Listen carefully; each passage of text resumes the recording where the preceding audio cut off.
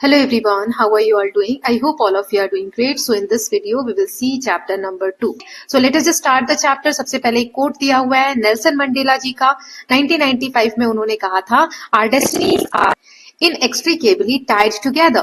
What affects one nation affects the rest of us. हमारी जो destinies हैं मतलब हर देश एक दूसरे देश के अच्छे बुरे से जुड़ा हुआ होता है कि सभी देश जो हैं एक दूसरे से जुड़े हुए हैं. अगर किसी एक देश का अच्छा होता है तो सभी देशों पर उसका असर होता है.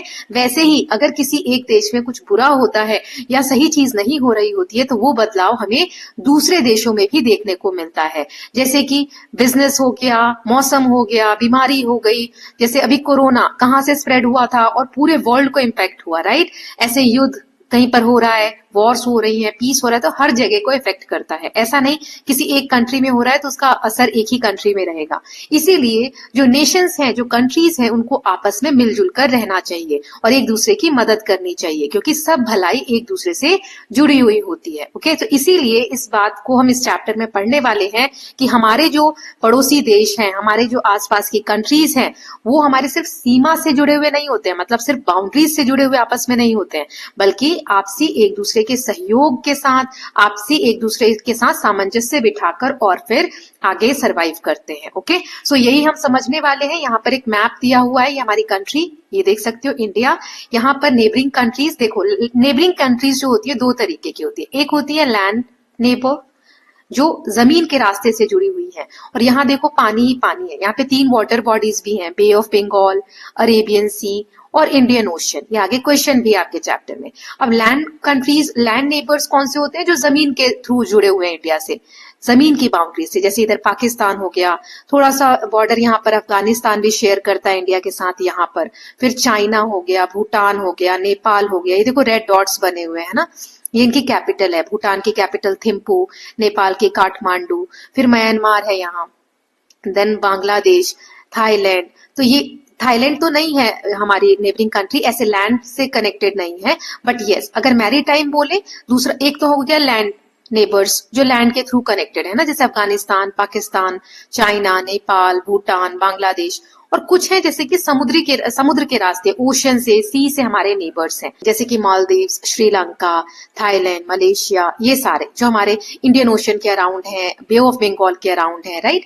तो 2 तरीके की नेबरिंग कंट्रीज होती हैं जो इस चैप्टर में हम पढ़ेंगे. तो यहाँ पे बिग क्वेश्चन कौन कौन से कवर करेंगे. सबसे पहले देखेंगे व्हाट डिफाइंस नेबर. नेबर कौन होते हैं, पड़ोसी हम किसे कहते हैं, और is it just shared land borders. तो क्या हम नेबर सिर्फ उनको ही कहते हैं जो लैंड, जो हमारे बॉर्डर्स हैं, जो हमारी बाउंड्रीज हैं, सीमा है हमारी जमीन पे, उसको सिर्फ शेयर करते हैं? क्या उन्हीं को सिर्फ हम पड़ोसी कहते हैं?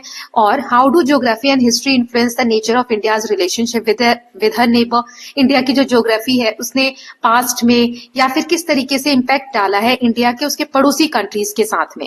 And in what ways R India and her neighbours interconnected today. आज किस तरीके से इंडिया, हमारी कंट्री और जो पड़ोसी देश हैं वो एक दूसरे से जुड़े हुए हैं. ये सारी चीजें हम समझने वाले हैं. चलिए स्टार्ट करते हैं चैप्टर को. बहुत ही इंटरेस्टिंग चैप्टर है, फ्रेमिंग द नेबरहुड. तो सबसे पहले अपने पड़ोसियों के बारे में जानते हैं. So when we think of a neighbour we often imagine a country that share a land boundary with us. जब भी हम नेबर की बात करते हैं, पड़ोसी की बात करते हैं, तो हम ऐसी कंट्रीज की बात करते हैं जो हमारे देश की सीमा के साथ, बॉर्डर के साथ जुड़े हुए हैं. That is the traditional view of neighbourhood. इसी से हम जानते हैं नेबरहुड यानी पड़ोस में वही कंट्रीज है जो हमारे देश को छूती हैं, right. In that sense Pakistan, Afghanistan in the north west. देखो इंडिया का जैसे मैप है, अब बार बार हम उस मैप पे नहीं जाएंगे, जहां पे जरूरत होगी मैं आपको दिखा दूंगी. एक रफ मैंने यहाँ पे बना दिया. तो ये नॉर्थ है, ये साउथ है, ये ईस्ट है और ये वेस्ट है. तो ये हो गया नॉर्थ वेस्ट. या इधर की साइड जो नेबर्स है हमारे, अफगानिस्तान एंड पाकिस्तान, ठीक है, यहाँ अफगानिस्तान, पाकिस्तान. फिर China, region of Tibet, Nepal, Bhutan in north, Bangladesh मतलब नॉर्थ, इधर की तरफ चाइना है, नेपाल है, भूटान है, राइट.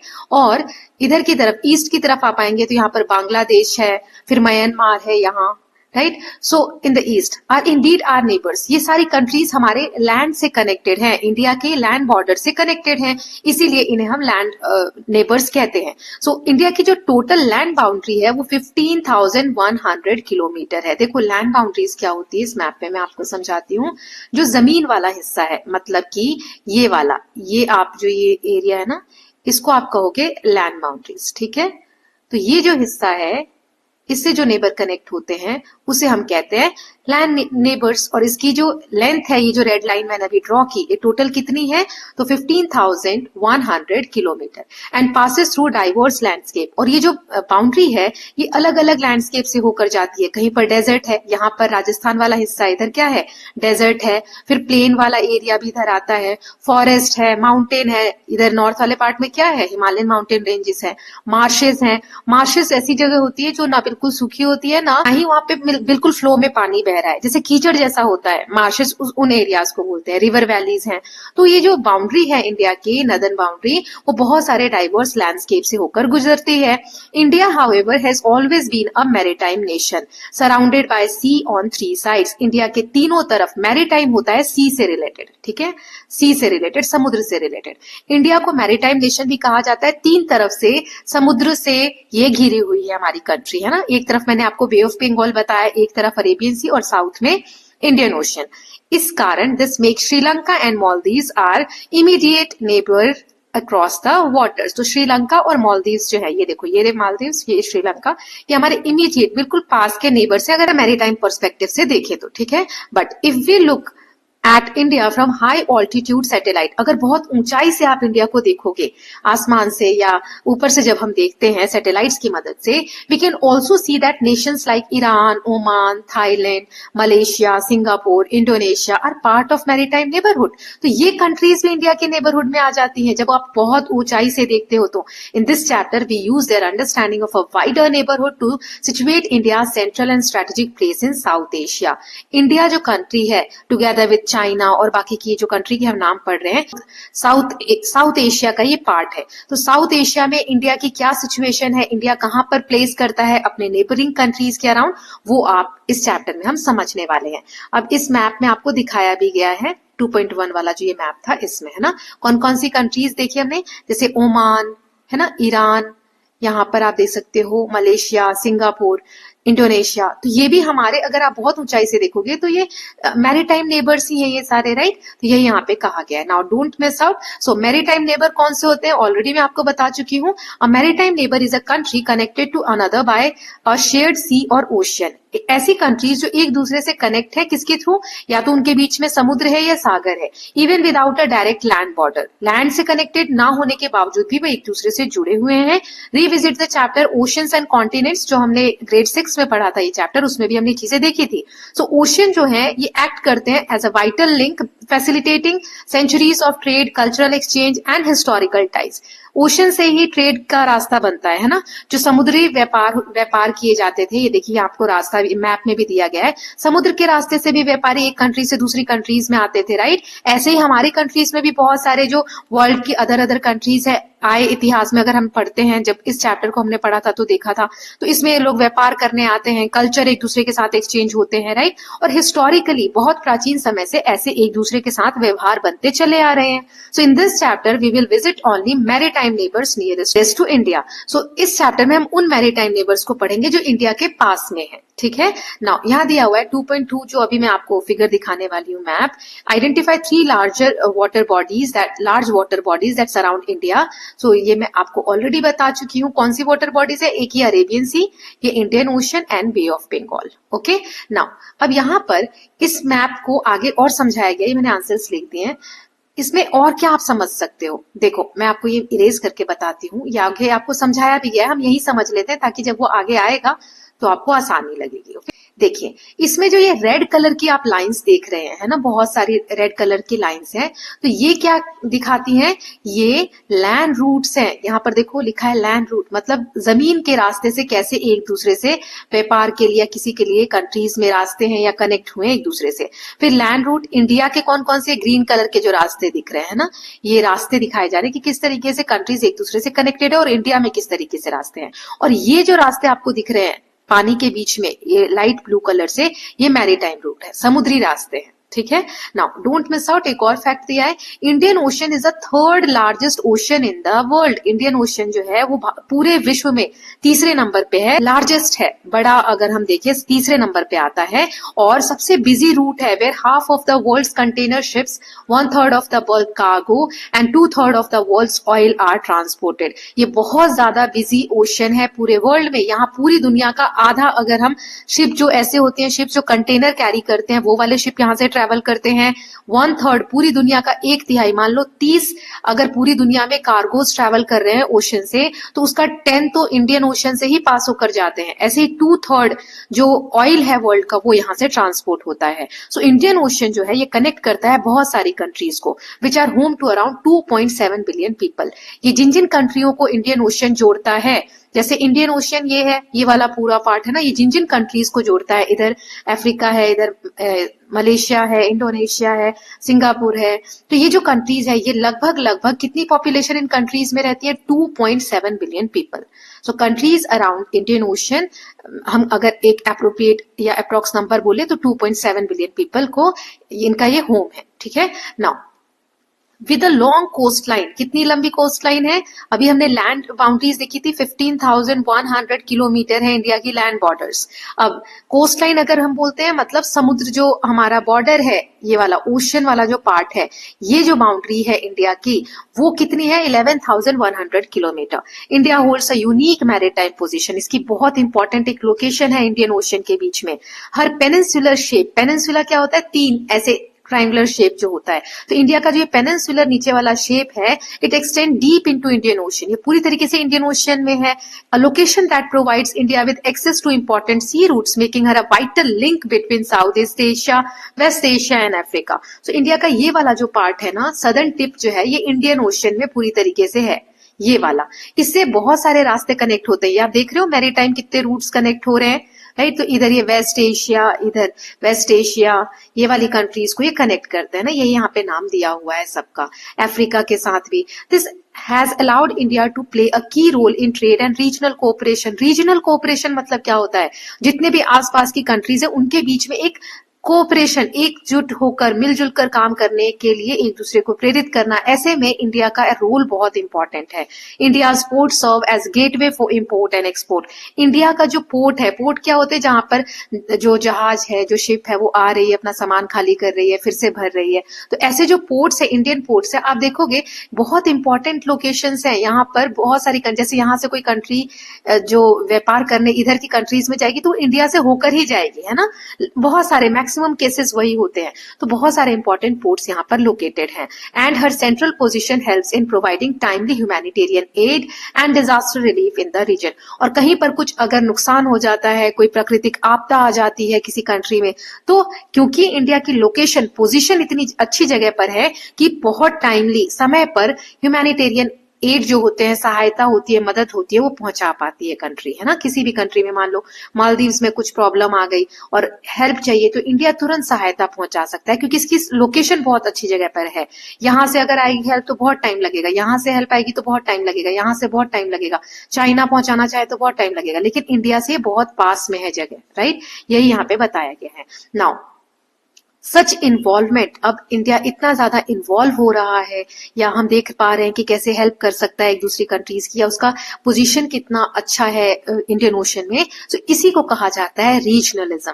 जो रीजन है वहां पर एक तरीके से हम कह सकते हैं कोऑपरेशन करने के साथ साथ एक दूसरे के साथ मिलकर आगे बढ़ना, जिससे कि हेल्प मिलती है, हेल्प क्रिएट पीस, शांति बनाकर रखना, स्टेबिलिटी बनाकर रखना, और एक दूसरे के साथ मिलकर प्रोग्रेस करना। It teaches us that being good neighbors is not just about borders but also about working together for the benefit of everyone in the region. तो ये हमें क्या सिखाता है, इस चीज से हम क्या सीखते हैं कि इंडिया के जो नेबर्स है, या कहीं पर भी जो नेबर्स है, सिर्फ नेबर्स वो नहीं होते जो बाउंड्री से टच हैं या जो एक दूसरे के साथ लैंड बाउंड्री शेयर करते हैं, बल्कि एक दूसरे के बेनिफिट के लिए काम करते हैं रीजन में, उसे हम अच्छे नेबर्स कहते हैं। See the map in figure 2.2 to get a sense of dense network of land and sea routes connecting India India with many regions in the part of world. ये ऑलरेडी मैं आपको बता चुकी हूँ लैंड रूट्स और सी root के बारे में कि कैसे इंडिया के साथ ये सारे कनेक्ट होते हैं एक दूसरे रीजन के साथ। ओके, नाउ अब नेक्स्ट टॉपिक है हमारा India and her land based neighbour. तो पहले हम लैंड बेस्ड नेबर्स देखेंगे जो जमीन के रास्ते से इंडिया से कनेक्टेड है। ठीक है, so India and her largest neighbour, largest किस सेंस में, जमीन के एरिया में सबसे बड़ी कौन सी कंट्री है इंडिया की नेबर? तो since 1950 India and China, two of the Asia's largest and most influential nations, have shared a long and strategic relationship shaped by history, geography, culture, trade and politics. तो China की बात यहाँ पर हो रही है। चाइना जो है इंडिया का लार्जेस्ट नेबर है और 1950 से इंडिया और चाइना जो है दो ऐसी एशिया की बड़ी कंट्रीज हैं और इन्फ्लुएंशियल मतलब बहुत पावरफुल, जिनका प्रभाव उस एरिया में, रीजन में या वर्ल्ड में बहुत ज्यादा है और इनके बहुत लॉन्ग टर्म से हमारे चाइना के साथ बहुत लॉन्ग टर्म स्ट्रेटेजिक रिलेशंस हैं जो कि शेप हुए हैं। हमारे जो रिलेशन है ऐतिहासिक तौर पर है, ज्योग्राफी से रिलेटेड है, कल्चर से रिलेटेड है, व्यापार से रिलेटेड है, पॉलिटिक्स से रिलेटेड है। चाइना जो है इंडिया से कैसे सेपरेट है? बाय हिमालयास, हिमालय माउंटेन जो है उसके उस तरफ चाइना है, इधर इंडिया है। The border stretches from east to west, इनकी जो बॉर्डर है इंडिया और चाइना की ईस्ट से लेकर वेस्ट तक स्ट्रेच है। आगे मैप में मैं आपको दिखा दूंगी। और कौन कौन से स्टेट्स आते हैं बॉर्डर पे? Arunachal Pradesh, Sikkim, Uttarakhand, Himachal Pradesh, union territory of Ladakh. ये देखिए मैप में। सो यहाँ आप देखोगे इंडिया है तो यहाँ पर हमारा अरुणाचल प्रदेश है, ठीक है, यहाँ सिक्किम आता है, उत्तराखंड, हिमाचल प्रदेश, सारे जो कंट्रीज हैं वो यहाँ स्टेट्स हैं या यूनियन टेरिटरीज हैं वो यहाँ पर आते हैं ना, वो चाइना के साथ ये बॉर्डर क्रिएट करते हैं। आप चाइना का एरिया देख सकते हो, इंडिया का लगभग 3 गुना ज्यादा है। देखो India and China, note that China is approximately 3 times larger than India in area, in terms of area. Now अब आगे देख लेते हैं कल्चरली। अगर कल्चर के तौर पे हम देखें, बुद्धिज्म जो है, बुद्ध धर्म जो है is powerful link between two countries. India और चाइना के बीच में बुद्धिज्म जो है रिलीजन, वो एक बहुत इंपॉर्टेंट लिंक है। ओरिजिनेटिंग इन इंडिया, बुद्धिज्म जो है वो इंडिया में ओरिजिनेट हुआ, इसकी शुरुआत इंडिया में हुई। चाइना में ये 1st century CE के अराउंड पहुंचा। कैसे? ट्रेड के थ्रू और पिलग्रिमेज रूट्स के थ्रू। पिलग्रिमेज क्या होता है? जो तीर्थ यात्रा पे हम जाते हैं, उन रास्तों के थ्रू ये जो धर्म है बुद्धिज्म, ये चाइना में पहुंचा। और फ्यू सेंचुरीज लेटर, कुछ 100 सालों के बाद, Chinese monks like Fahien, Xuanzang travelled to Indian centre of learning. बाद में कुछ शताब्दी की हम बात करें, उसके बाद बहुत सारे चाइनीज जो है पिलग्रिमेज के लिए या इंडिया को विजिट करने आए for the purpose of learning, सीखने के लिए। जैसे फाहियान या वैनसांग एक एग्जाम्पल है। While Indian monks such as Bodhi Dharmakshema and Kumar Rajiv carried Buddhist teaching to China, creating deep spiritual and intellectual ties. बहुत सारे इंडियन मॉन्क्स भी वहां पर अपनी जो उनकी टीचिंग्स थी वो लेकर चाइना में गए, जिसकी वजह से बहुत एक इंपॉर्टेंट रिलेशनशिप साथ में डेवलप हुआ। ठीक है, तो ये चाइना और इंडिया के बॉर्डर्स देख सकते हैं। Now don't miss out, in the 13th century Hindu merchants built temples in the Chinese port city of Quanzhou, an important trading centre. 13th century में एग्जाम्पल है कि हिंदू जो मर्चेंट है, मर्चेंट यानी व्यापारियों ने चाइना की एक पोर्ट सिटी है, पोर्ट जो समुद्री किनारे पे जो सिटी बनी होती है वहां पर, उसका नाम है च्वांगजो। हो सकता है ये गलत मैं प्रोनाउंशिएट कर रही हूँ, but I think it's like that only, but एक बार आप चेक कर लीजिएगा गूगल पर क्या है। सो 13th century में हिंदू मर्चेंट्स ने इस सिटी में बहुत सारे टेम्पल्स भी बिल्ड कराए, हिंदू टेम्पल्स बनवाए। At the Kaiyuan temple pillars depict carving of Vishnu, Shiva and stories from the Ramayana and Puranas. So Gajendra Moksham or the story of Vishnu rescuing the elephant from a crocodile carved on a pillar at the Kaiwan temple. So आप ये देख सकते हो इस तरीके की carving जो हिंदू पुराण से, रामायण से जो स्टोरीज रिलेटेड हैं उनसे इस तरीके की पिलर्स पे कार्विंग की गई है। Okay, now India's trade relationship with China continues till date. अभी भी आज तक भी चाइना के साथ हमारे ट्रेडिंग रिलेशन है, व्यापार होते हैं। 2024 और 2025 ईयर में India chief export to China, India जो है चाइना में क्या एक्सपोर्ट करता है, कौन सा सामान भेजता है? Iron ore, chemicals and cotton yarn. और इंपोर्ट क्या क्या करता है वहां से? इलेक्ट्रॉनिक आइटम्स जैसे मोबाइल फोन्स, कंप्यूटर हार्डवेयर, ये सब मंगाता है। And a variety of industrial equipments, ऐसे बहुत सारे इक्विपमेंट्स जो इंडस्ट्रीज में यूज होते हैं। Several Indian companies have set up operations in China and vice versa. बहुत सारी ऐसी इंडियन कंपनीज हैं जिन्होंने अपनी जो ऑपरेशंस हैं, जो काम करने के लिए यूनिट्स वगैरह हैं, वो चाइना में एस्टेब्लिश की हैं और बहुत सारी चाइनीज कंपनी ने इंडिया में एस्टेब्लिश की है। However the balance of trade is currently much in China's favor, since her exports to India are worth about 8 times more than India's export to China. लेकिन अगर हम बात करें कंपैरिजन की कि कौन ज्यादा सामान भेजता है, इंडिया भेजता है चाइना में ट्रेडिंग पर्पस से, या चाइना का सामान इंडिया में ज्यादा बिकता है, तो जो ट्रेड है वो चाइना के फेवर में है. चाइना लगभग हम कह सकते हैं 8 गुना ज्यादा इंडिया के कंपैरिजन में एक्सपोर्ट करता है इंडिया में. Recent years have also seen phases of heightened tension, mostly related to their shared borders and a few serious conflicts, some of which you will encounter in higher classes. अभी आप बहुत सारी news वगैरह भी पिछले कुछ समय में आपने सुनी होंगी कि दोनों कंट्रीज के आपस में रिलेशन उतने जो उनमें टेंशन डेवलप हुई, या बहुत सारे ऐसे इवेंट्स हुए जिसमें बॉर्डर्स को लेकर या और भी चीजों को लेकर सीरियस कॉन्फ्लिक्ट्स हुए, मतभेद हुए, राइट. इनके बारे में आप हायर क्लासेस में और ज्यादा अच्छे में जानेंगे. जब न्यूज वगैरह आती है तो आप लोग अब समझिएगा कि क्या बताया जा रहा है, चाइना से हमारे कैसे रिलेशन है. तो अब कोई न्यूज आती है तो आप समझ सकते हैं हम किस कंट्री की बात कर रहे हैं और किधर की तरफ है. On the other hand, efforts are being made to resolve disputes through trade dialogue and border resolution mechanism, BRM.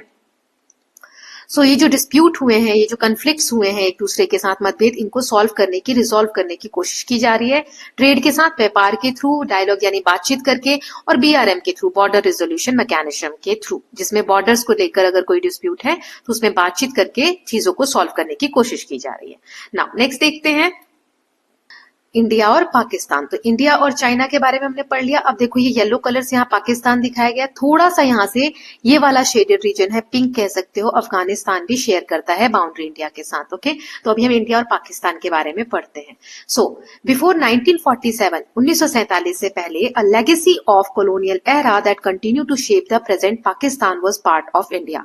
1947 में पार्टीशन हुआ. कॉलोनियल एरा मतलब जो ब्रिटिशर्स जो थे हम उनकी कॉलोनी थे, तो जब उनसे हम फ्री हुए तो पाकिस्तान जो है तब तक तो एक ही पार्ट था इंडिया का. Let us note for now Pakistan was founded on a religious basis unlike India. This will be explored further in grade 8. आप क्लास 8 में और ज्यादा पढ़ेंगे कि पाकिस्तान जो बना इंडिया की तरह नहीं बना. इंडिया में हर धर्म के लोग हैं, पाकिस्तान जो है रिलीजियस बेसिस पे बना, धर्म के आधार पर बना. एक कम्युनिटी ने एक कंट्री बनाई. Suffice to say that these nations share one of the most complex relationship in South Asia. South Asia के पार्ट में ये जो दो कंट्रीज है इंडिया और पाकिस्तान, एक बहुत कॉम्प्लेक्स जटिल इनका रिलेशनशिप है. Since the partition several military conflicts and Wars including Wars in 1948, 65, 1971 and full scale conflicts like Kargil war in 1999 have defined an ongoing tension. बहुत सारी टेंशन इन दोनों कंट्रीज के बीच में हमेशा चलती आ रही है. जब से पार्टीशन हुआ, देश में विभाजन हुआ, तब से बहुत सारे वॉर्स छोटे मोटे बड़े हो चुके हैं, जैसे 1948 में, 65 में, 1971 में और 1999 में कारगिल का जो वॉर हुआ था. In particular frequent terrorist attacks launch against India with the support of Pakistan army have prevented normal relation between two countries. इन दोनों कंट्रीज के बीच में नॉर्मल रिलेशंस नहीं बन पाते हैं क्योंकि बहुत सारी समय समय पर टेररिस्ट अटैक्स जो है पाकिस्तान के सपोर्ट से, पाकिस्तान आर्मी की सपोर्ट से होते रहते हैं इंडिया के ऊपर. तो इस कारण से इन दोनों कंट्रीज के बीच में जो रिलेशन है नॉर्मल नहीं हो पाते. The border between the two nation stretches across the Indian state of Gujarat, Rajasthan, Punjab and union territories of Jammu Kashmir and Ladakh. ये वाला जो फिगर था इसमें देखो कौन कौन से जो स्टेट है, जैसे यहाँ पर आप देख सकते हो राजस्थान है ना, यहाँ पर जम्मू कश्मीर, लद्दाख, इनसे जो पाकिस्तान का बॉर्डर है वो टच होता है. ये नेम यहाँ पर लिखे हुए हैं, ठीक है, गुजरात से भी. Now it is not just a geographical line, ये एक तरीके की ज्योग्राफिकल लाइन नहीं है, but also symbol of shared heritage as well as tragically divided history. ये इतना हम कह सकते हैं, ऐसा नहीं है कि एक बाउंड्री खींच दी गई, बल्कि यहाँ पर आप देखोगे जो भाषा यहाँ के लोग बोलते हैं वही यहाँ बॉर्डर्स के अराउंड भी लोग बोलते हैं ना. ऐसा क्यों है? क्योंकि ये एक समय पे सब एक ही था, एक ही पार्ट था. पार्टीशन के कारण ये जो है वो सेपरेट हो गए, जिसकी वजह से बहुत ज्यादा एक हमें टेंशन देखने को, कॉन्फ्लिक्ट देखने को मिलता है. So this tumultuous journey has also been marked by attempts at peace such as periods of trades and the opening of pilgrimage routes for Hindu or Sikh pilgrims, religious and cultural landmarks of a shared past that lives on. अब tumultuous मतलब होता है उतार चढ़ाव. बहुत सारे आपको attempts देखने को मिलेंगे कि शांति के लिए बातचीत की गई, व्यापार को बढ़ाया गया, जो तीर्थ यात्रा कर सकते हैं, जो भी तीर्थ यात्री हैं, जो हमारे हिंदू हिंदू टेम्पल्स वगैरह या कोई पिलग्रिमेज की चीजें उधर हैं तो उनके लिए रास्ते ओपन किए गए, और इंडिया में भी कोई जगह है तो उसको ओपन किया गया ताकि लोग जो है एक कंट्री से दूसरी कंट्री में जा सके और अपने जो पिलग्रिम है उसको और पिलग्रिमेज दे सके, है ना, तीर्थ यात्रा पे जा सके। बट कुछ इतने एक्शंस लेने के बाद भी जो टेंशन्स है वो चलती ही रहती है। The Katas Raj temple complex in Pakistan Punjab is one such example. एक पंजाब इंडिया में है, एक पंजाब पाकिस्तान में भी है, तो वहां पर एक टेम्पल है काटस राज। सो ये एक ऐसा एग्जाम्पल है, ये link to the Mahabharata and containing a sacred pond. वहां पर एक तालाब है, वो बहुत पवित्र समझा जाता है, महाभारत कालीन है। Other examples include several ancient Hindu, Buddhist, Sikh shrines such as Hinglaj Mata Mandir in Balochistan. Besides languages, cuisines, music, festivals continue to bridge the border. बहुत सारी चीजें कॉमन हैं, बहुत सारी चीजें एक दूसरे से मिलती जुलती हैं। आप म्यूजिक की बात करो, क्यूजीन की बात करो, फेस्टिवल्स की बात करो, जैसे एक ही मंदिर का एग्जाम्पल दिया जो बलूचिस्तान रीजन में है, तो ये सारे हम कह सकते हैं बॉर्डर को ब्रिज की तरह काम करते हैं, एक दूसरे से कनेक्ट करने का काम करते हैं। चाहे लाइन खींच गई है, चाहे बॉर्डर बन गया, बट ये चीजें तो कॉमन रहेंगी ना, चाहे कुछ भी हो जाए।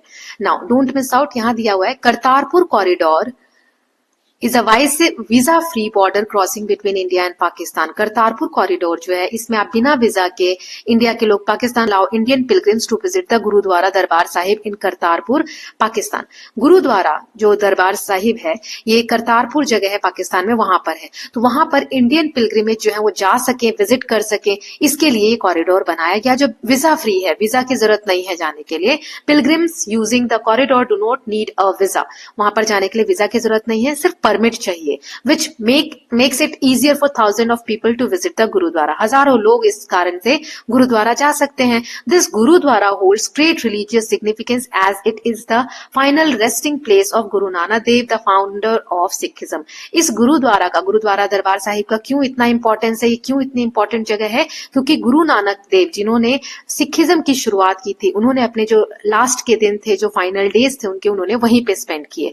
Who spent the last 18 years of his life there, उन्होंने अपने जीवन के अंत के जो 18 साल थे वो यहीं पर बिताए थे, इसलिए बहुत इंपॉर्टेंट ये प्लेस है Sikhism religion. Okay, now from decades, Indian devotee could only view this holy site from a distance using binoculars set up near the borders at Dera Baba Nanak in Punjab। बहुत समय तक, यहाँ देख सकते हो decades यानी दशकों तक, जो यहाँ के हमारे देश के बहुत सारे जो डिवोटीज हैं जो वहां जाना चाहते थे वो दूर से ही उस चीज को देख सकते थे।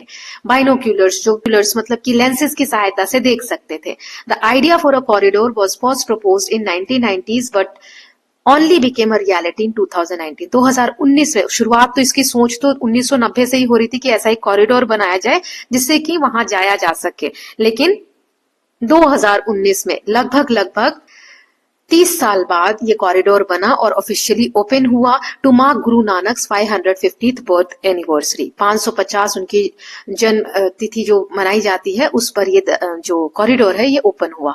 Can the Kartarpur corridor be a model for the possible progress of peace and dialogue. इस तरीके के एक्शंस अगर लेते हैं तो क्या बातचीत के थ्रू शांति एस्टेब्लिश की जा सकती है दो कंट्रीज के बीच में। ये आप देख सकते हो करतारपुर साहिब गुरुद्वारा का आपको इमेज यहाँ पर दिख रहा है।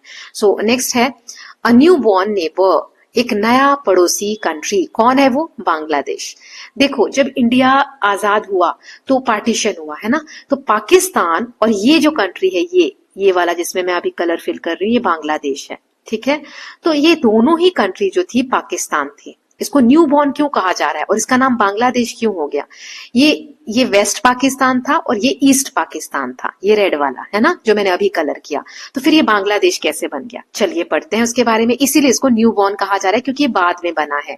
सो India and Bangladesh have an enduring relationship shaped by a common history, culture and language। ये भी पहले इंडिया का ही पार्ट था, तो इनका एक कॉमन हिस्ट्री है, इतिहास भी सेम है, एक ही लोगों ने शासन किया, कैसे कैसे चीजें हुई, कल्चर भी सेम है लगभग, लैंग्वेज बहुत सारी जो बंगाली है वो बोली जाती है। So history, because as we will see in higher grades, Bangladesh जो ईस्ट पाकिस्तान था पहले, ये 1971 में बॉर्न हुआ as the outcome of war between India and Pakistan. India Pakistan में 1971 में वॉर हुआ था। मैं जब अभी रीड कर रही थी तो वहां पर आया भी था, मैंने आपको बताया था। यहाँ ये देखिए, ये रहा है ना। तो इस वॉर के दौरान जब इंडिया और पाकिस्तान के बीच में वॉर हुआ तब बांग्लादेश का जन्म हुआ, तब ये कंट्री बनी। And language, because Bangla is a language common to Bangladesh and India state of West Bengal. जो बांग्ला लैंग्वेज है, बंगाली जो लैंग्वेज है, वो दोनों कंट्रीज में कॉमन है, बांग्लादेश में भी और इंडिया के वेस्ट बंगाल जो हमारा स्टेट है वहां पर भी। सो इस कारण से, इस आउटकम की वजह से ये ईस्ट पाकिस्तान जो है 1971 में बांग्लादेश बना, क्योंकि इनके बीच में कॉन्फ्लिक्ट्स हुए। The land border between two countries is even longer than India's border with China. देखो यहाँ पर चाइना बड़ी कंट्री है, लेकिन वो इंडिया के साथ कितना बॉर्डर शेयर करती है, और यहाँ बांग्लादेश है, ये इसकी कैपिटल है ढाका। तो वो जो इसका जो ये बॉर्डर है, ये चाइना से भी बड़ा है इंडिया के साथ। इंडिया जितना बॉर्डर चाइना के साथ शेयर नहीं करता, उससे ज्यादा बांग्लादेश के साथ करता है। ये कौन कौन से स्टेट से होकर गुजरता है? वेस्ट बंगाल, आसाम, मेघालय, त्रिपुरा, मिजोरम। यहाँ पे कंट्री का बॉर्डर आप देखोगे तो यहाँ पे कौन कौन से स्टेट आते हैं इंडिया के? इधर आता है वेस्ट बंगाल, यहाँ आसाम, यहाँ मेघालय, मिजोरम, त्रिपुरा, इस तरीके स्टेट्स देख सकते हैं। India and Bangladesh also share several transboundary river system originating from Ganga and the Brahmaputra. ऐसा देखो, हमने बाउंड्रीज तो बना दी, बट नदियों को हम थोड़ी कह सकते हैं कि आप लिमिटेड बहो, आप इंडिया में शुरू हो रही हो तो इंडिया में ही बहो, बांग्लादेश में नहीं जाओ, ऐसा नहीं है। बहुत सारी नदियां जो है, जैसे गंगा से जुड़ी हुई या ब्रह्मपुत्र से, वो ओरिजिनेट इंडिया में होती हैं या ओरिजिनेट कहीं भी हो रही हैं, वो बांग्लादेश और इंडिया में फ्लो करती हैं। जैसे Ganga river something like this, ऐसे फ्लो होकर बांग्लादेश में जाती है, फिर इधर से ब्रह्मपुत्र है ना, ऐसे आती है और इधर से। तो ये एक सिस्टम बनता है रिवर का, जो दोनों कंट्रीज जो है शेयर करती हैं। The rivers play a major role in agriculture, fisheries, transportation and the livelihoods of millions of people in both country. ये जो नदियां हैं बहुत इंपॉर्टेंट रोल प्ले करती हैं, चाहे खेती की बात कर लीजिए, मछली पालन की बात कर लीजिए, या जो नदियों के थ्रू ट्रांसपोर्ट होता है उसकी बात कर लीजिए। बहुत सारे लोगों की, मिलियंस लोगों की ये लाइवलीहुड है, जीवन जीने के लिए ये एक सोर्स ऑफ इनकम का हम कह सकते हैं, सोर्स ऑफ इनकम है या साधन है। नाउ यहाँ आप देख सकते हैं, मैं आपको ऑलरेडी मैप बता चुकी हूँ, इंडिया, बांग्लादेश ये है, फिर यहाँ आप काठमांडू, ये ब्लू, लाइट ब्लू कलर है, नेपाल की राजधानी है, और ये जो ब्लूइश है ये थिम्पू, भूटान है यहाँ पर। ओके, सो ये 3 कंट्रीज है। हमने बांग्लादेश के बारे में पढ़ लिया। और भी है, India Bangladesh have built on their historical ties through strong diplomatic, economic, strategic and cultural cooperation, making their relationship one of the most important in Asia. India और बांग्लादेश ने अपने जो रिलेशनशिप है उसको बहुत इंपॉर्टेंट बना के रखा है। बहुत सारे हिस्टोरिकल, ऐतिहासिक तौर पर उनके जो रिलेशन है उनको मजबूत किया गया है। डिप्लोमेटिक या जो पॉलिटिक्स लेवल पे है, या इकोनॉमिक की बात कर लो, या स्ट्रैटेजिकली बात कर लो, कल्चरल लेवल पे कोऑपरेशन, बहुत अच्छे से रिलेशन को दोनों कंट्रीज मेंटेन करती है। दोनों कंट्रीज जो है ये कोस्ट लाइन भी शेयर करते हैं। कोस्ट लाइन यानी समुद्री जो तट होता है वो भी शेयर करते हैं। Therefore a maritime environment, the Sundarban national park is a UNESCO World Heritage Site with its protection and management coordinated by 2 neighbors. दोनों कंट्रीज जो हैं, ये एक जगह है, आप ये देख सकते हो, a view of the largest mangrove forest of the world. Mangrove trees होते हैं इस तरीके के, और ये सलाइन वाटर में, जो समुद्र का खारा पानी होता है, उसमें भी सर्वाइव कर सकते हैं। तो लार्जेस्ट मैनग्रोव फॉरेस्ट यहीं पर है in the Sundarban national park. 2/3 of the forest lies in Bangladesh and rest in India. So ये जो सुंदरबन नेशनल पार्क है ना, इसका 2/3 हिस्सा जो है वो बांग्लादेश में, और बाकी का 1/3 जो हिस्सा है वो इंडिया में है। तो दोनों शेयर करते हैं, राइट। और ये जो सुंदरबन नेशनल पार्क है ना, ये यूनेस्को की वर्ल्ड हेरिटेज साइट है। वर्ल्ड हेरिटेज मतलब कि पूरी दुनिया में धरोहर की तरह समझा जाता है। ये यहाँ पर इस नेशनल पार्क में ये Bengal tiger and many other species आपको देखने को मिल जाएंगे। It is important in terms of biodiversity as well as climate resilience since it serves as a barriers to the cyclones। देखो अब यहाँ पर कोई साइक्लोन आएगी तो ये एक तरीके से बैरियर का काम करते हैं। यहाँ पर मिट्टी को रोकना, यहाँ पर मिट्टी को जड़ों से बांध कर रखना। कोई साइक्लोन आता है तो ये बैरियर, रुकावट की तरह काम करते हैं। तो ये एक बहुत प्रोटेक्शन प्रोवाइड करते हैं, तो क्लाइमेट में भी हमें सपोर्ट करते हैं।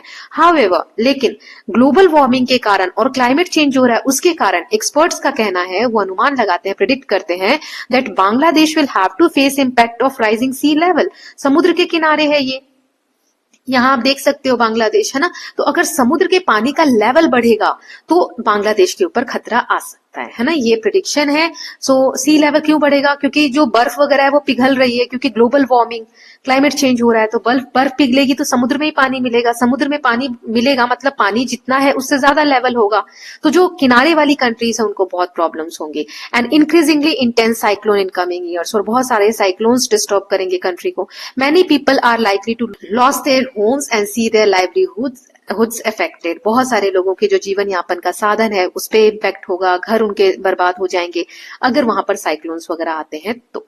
ठीक है, अब हम जानेंगे नेपाल के बारे में। ये है हमारी दूसरी कंट्री नेपाल। चलिए पढ़ते हैं। इसको कहा गया है यहाँ पर इन the lap of Himalaya. Lap मतलब गोद, बिल्कुल हिमालयन एक कंट्री है, ये हिमालय की गोद में बसा हुआ है। So nestled in the lap of Himalayas, Nepal shares a long and open border with India stretching across Indian states of Uttarakhand, Uttar Pradesh, Bihar, West Bengal and Sikkim. ये हिमालयन कंट्री है, हिमालय की गोद में है और इंडिया के उत्तराखंड, उत्तर प्रदेश, बिहार, वेस्ट बंगाल और सिक्किम से बॉर्डर शेयर करता है।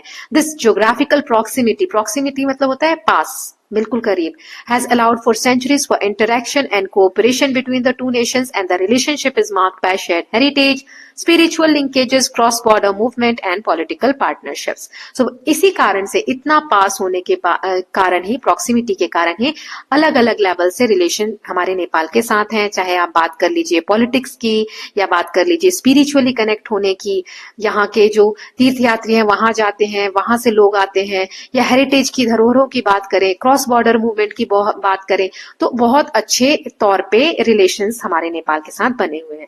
कल्चर के बात अगर करें, culturally the ties between India and Nepal are profound, बहुत ज्यादा डीपली बने हुए हैं। पिलग्रिम्स, जो मैंने अभी आपको बताया, तीर्थ यात्री जो होते हैं, from both countries regularly visit sacred sites across border, एक दूसरी कंट्रीज में जाते हैं और विजिट करते हैं। पशुपतिनाथ टेम्पल जो काठमांडू में है, ये आप यहाँ देख सकते हैं, इमेज दी गई है, ये नेपाल में, यहाँ लोग जाते हैं विजिट करने के लिए। ये हिंदू पिलग्रिमेज डेस्टिनेशन है। यहाँ हजारों की संख्या में, thousands of Indian visitors every day visit this temple. Okay, festivals such as Dashain, जिसे दशहरा बोलते हैं, तिहार, दीपावली बोलते हैं, Holi are observe with equal enthusiasm in both the countries. दोनों कंट्रीज में त्योहार अच्छे से मनाए जाते हैं, बिल्कुल उसी धूमधाम के साथ। These shared spiritual traditions strengthen the people to people bonds and reflect a rich tapestry of mutual cooperation, cultural appreciation. So ये जो शेयर्ड स्पिरिचुअल ट्रेडिशन है, भक्ति के तौर पे या डिवोशन के तौर पे जुड़े हुए लोग फेस्टिवल सेलिब्रेट कर रहे हैं, जो बॉन्ड है, इससे एक म्यूचुअल कल्चरल एप्रिसिएशन दिखता है कि एक दूसरे की कल्चर को हम एप्रिशिएट कर रहे हैं। नाउ आगे देखते हैं, ये तो हो गई कल्चर की बात। अब now on the political front, India and Nepal have maintain close diplomatic relation. जो हमारे पॉलिटिक्स के तौर पे अगर हम बात करें तो हमारे नेताओं ने एक दूसरे के साथ अच्छे रिलेशंस बना के रखे हैं। हमारे जो भी गवर्नमेंट है, largely shaped by 1950 treaty of peace and friendship, एक संधि साइन हुई 1950 में। ट्रीटी मतलब संधि, समझौता, तो शांति बनाए रखने के लिए, दोस्ती जैसा व्यवहार बनाए रखने के लिए एक ट्रीटी साइन हुआ। इसने हमारे जो रिलेशन है, डिप्लोमेटिक रिलेशन है नेपाल के साथ, वो शेप किया। दिस ट्रीटी प्रोवाइड्स, इसमें क्या होता है, open borders, free movement of people and goods, कोई पासपोर्ट, कोई वीजा नहीं, आप ऐसे भी ट्रैवल कर सकते हैं एक दूसरी कंट्रीज में। And cooperation in area such as defence and foreign policy, एक दूसरे के साथ कोऑपरेट करके चलने में, तो ये सारी चीजें इस ट्रीटी के थ्रू एक तरीके से कहे तो डिफाइन की गई। Cross border migration and trade from another vital component of the India Nepal relationship. India और नेपाल की जो रिलेशनशिप है उसमें क्रॉस बॉर्डर, एक देश से दूसरे देश में जो लोग जा रहे हैं काम करने के लिए, ट्रेड के लिए, ये एक अलग तरीके का एक इंपॉर्टेंट रोल प्ले करता है दोनों के रिलेशनशिप को मजबूत बनाने में। Open border policy allow citizen to cross freely without passport और वीजास, पासपोर्ट वीजा की जरूरत नहीं है, लोग एक दूसरी कंट्री में जा सकते हैं। enabling people from both sides to access education, healthcare, employment, maintain family connection। एक दूसरी कंट्रीज में शादी भी कर रहे हैं, जो बॉर्डर स्टेट्स हैं, जैसे बिहार वगैरह की बात करूं, मैं खुद बिहार से हूं तो मैं बता सकती हूँ, शादियां भी होती हैं इस कंट्री की, इंडिया के लोगों की नेपाल में, नेपाल के लोगों के इंडिया में। तो ये टाइज एक तरीके से बोले फैमिली रिलेशन मेंटेन करना। एम्प्लॉयमेंट, बहुत सारे नेपाल के लोग इंडिया में काम करने आते हैं, इंडियन जाते हैं नेपाल में हेल्थ केयर के बेसिस पे, एजुकेशन, पढ़ने के लिए बच्चे वहां से आते हैं। तो ये सब चीजें जो है एक रिलेशनशिप मेंटेन करती है दोनों कंट्रीज के बीच में। Daily life in many borders towns reflects this close interdependence with vibrant markets and thriving trades. Daily life में भी अगर बात करें तो बहुत सारे बॉर्डर टाउन्स है जहां पे एक दूसरे पे निर्भर है व्यापार के पर्पज से, अगर हम देखें बिजनेस के पर्पज से अगर हम देखें तो। Okay, now India is Nepals largest trading partner. India जो है नेपाल का सबसे बड़ा ट्रेडिंग पार्टनर है। वहां का सबसे ज्यादा व्यापार जो है इंडिया के साथ होता है। Essential goods such as petroleum, medicine, food items and manufactured products, ये सारे जो है सप्लाई किए जाते हैं। In return Nepal exports agricultural produce, handicrafts. Nepal क्या एक्सपोर्ट करता है इंडिया को? एग्रीकल्चर से जो प्रोड्यूस है, वो हैंडीक्राफ्ट जो हाथ से बनी हुई चीजें हैं, गारमेंट्स, ये सब चीजें। ये जो एक्सचेंज है not only contribute to economic development but also reinforce the social and economic integration of the border communities. जो बॉर्डर पे रहने वाले लोग हैं उनके लिए सिर्फ हम ऐसा नहीं कह सकते कि एक्सचेंज हो रहा है, बल्कि एक दूसरे के इकोनॉमिक में डेवलपमेंट में ये हेल्पफुल है, राइट। और इंटीग्रेशन में एक दूसरे को सोसाइटल लेवल पे, सोसाइटी के तौर पे या इकोनॉमिक तौर पे इंटीग्रेट करना, जोड़ कर रखना, एक साथ आगे बढ़ने में हेल्प करता है। The India Nepal relationship stands as a unique example of neighbourhood. ये एक तरीके का बहुत इंपॉर्टेंट एक एग्जाम्पल हमारे सामने है इंडिया और नेपाल के जो रिलेशनशिप है कि नेबरहुड कोऑपरेशन कैसा होना चाहिए, जो कि बना है बहुत लॉन्ग टर्म हिस्टोरिकल रिलेशन की वजह से। शेयर्ड हिस्ट्री है, फेथ है, ज्योग्राफी है and commitment to regional harmony, की हमारे रीजन में, हमारे जो जिस एरिया में हम रह रहे हैं वहां पे हार्मनी यानी शांति बनाए रखना है। ठीक है, so don't miss out. Fact दिया है, what is an open border. हम बार बार बोल रहे हैं इंडिया और नेपाल के बीच में ओपन बॉर्डर है। इसका मतलब क्या है?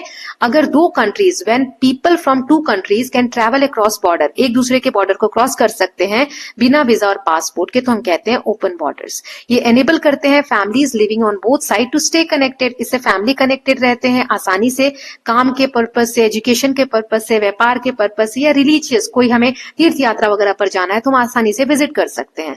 However, India and Nepal work together to ensure the open border remains safe.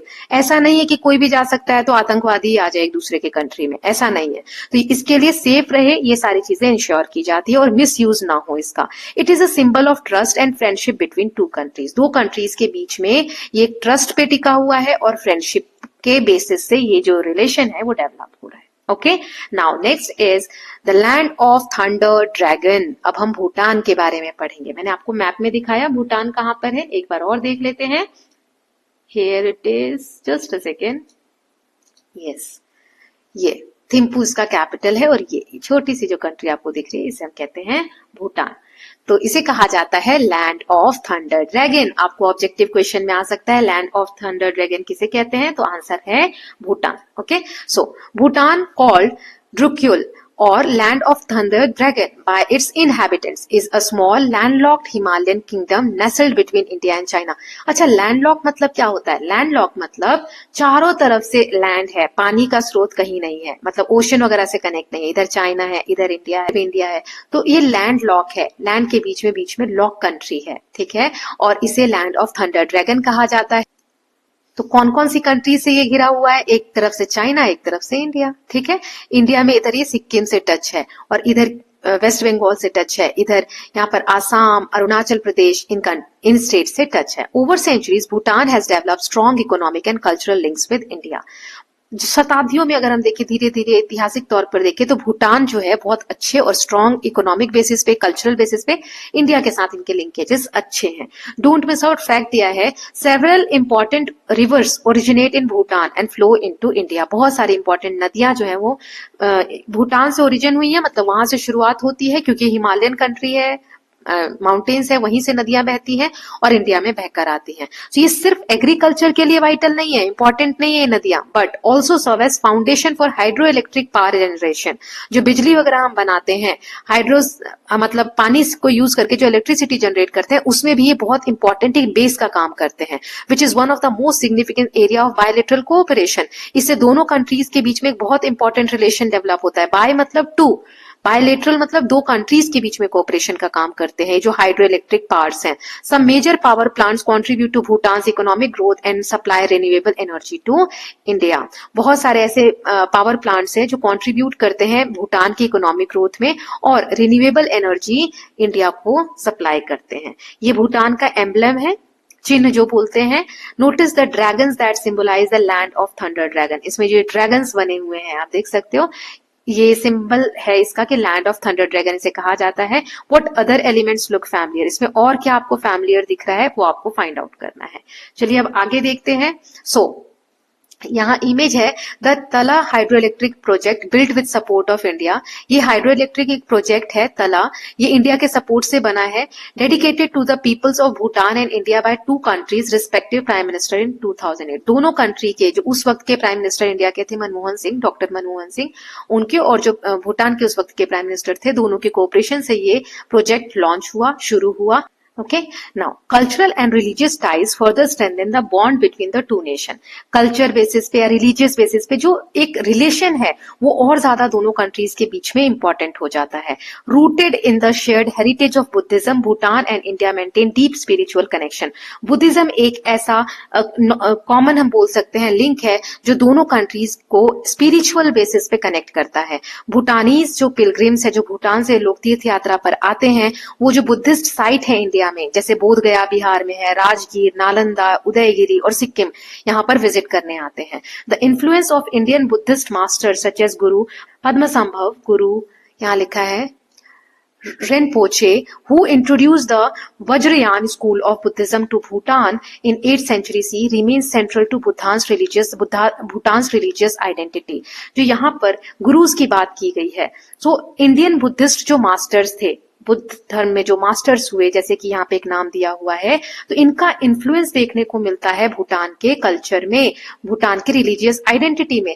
इन्होंने रिनपोचे, जो अभी हम नाम पढ़ रहे हैं जिन गुरु का, उन्होंने वज्रयान स्कूल जो है बुद्धिज्म का एक हम बोल सकते हैं शाखा है बुद्धिस्ट धर्म की, तो वो इंट्रोड्यूस की इन्होंने 8th सेंचुरी सीई में।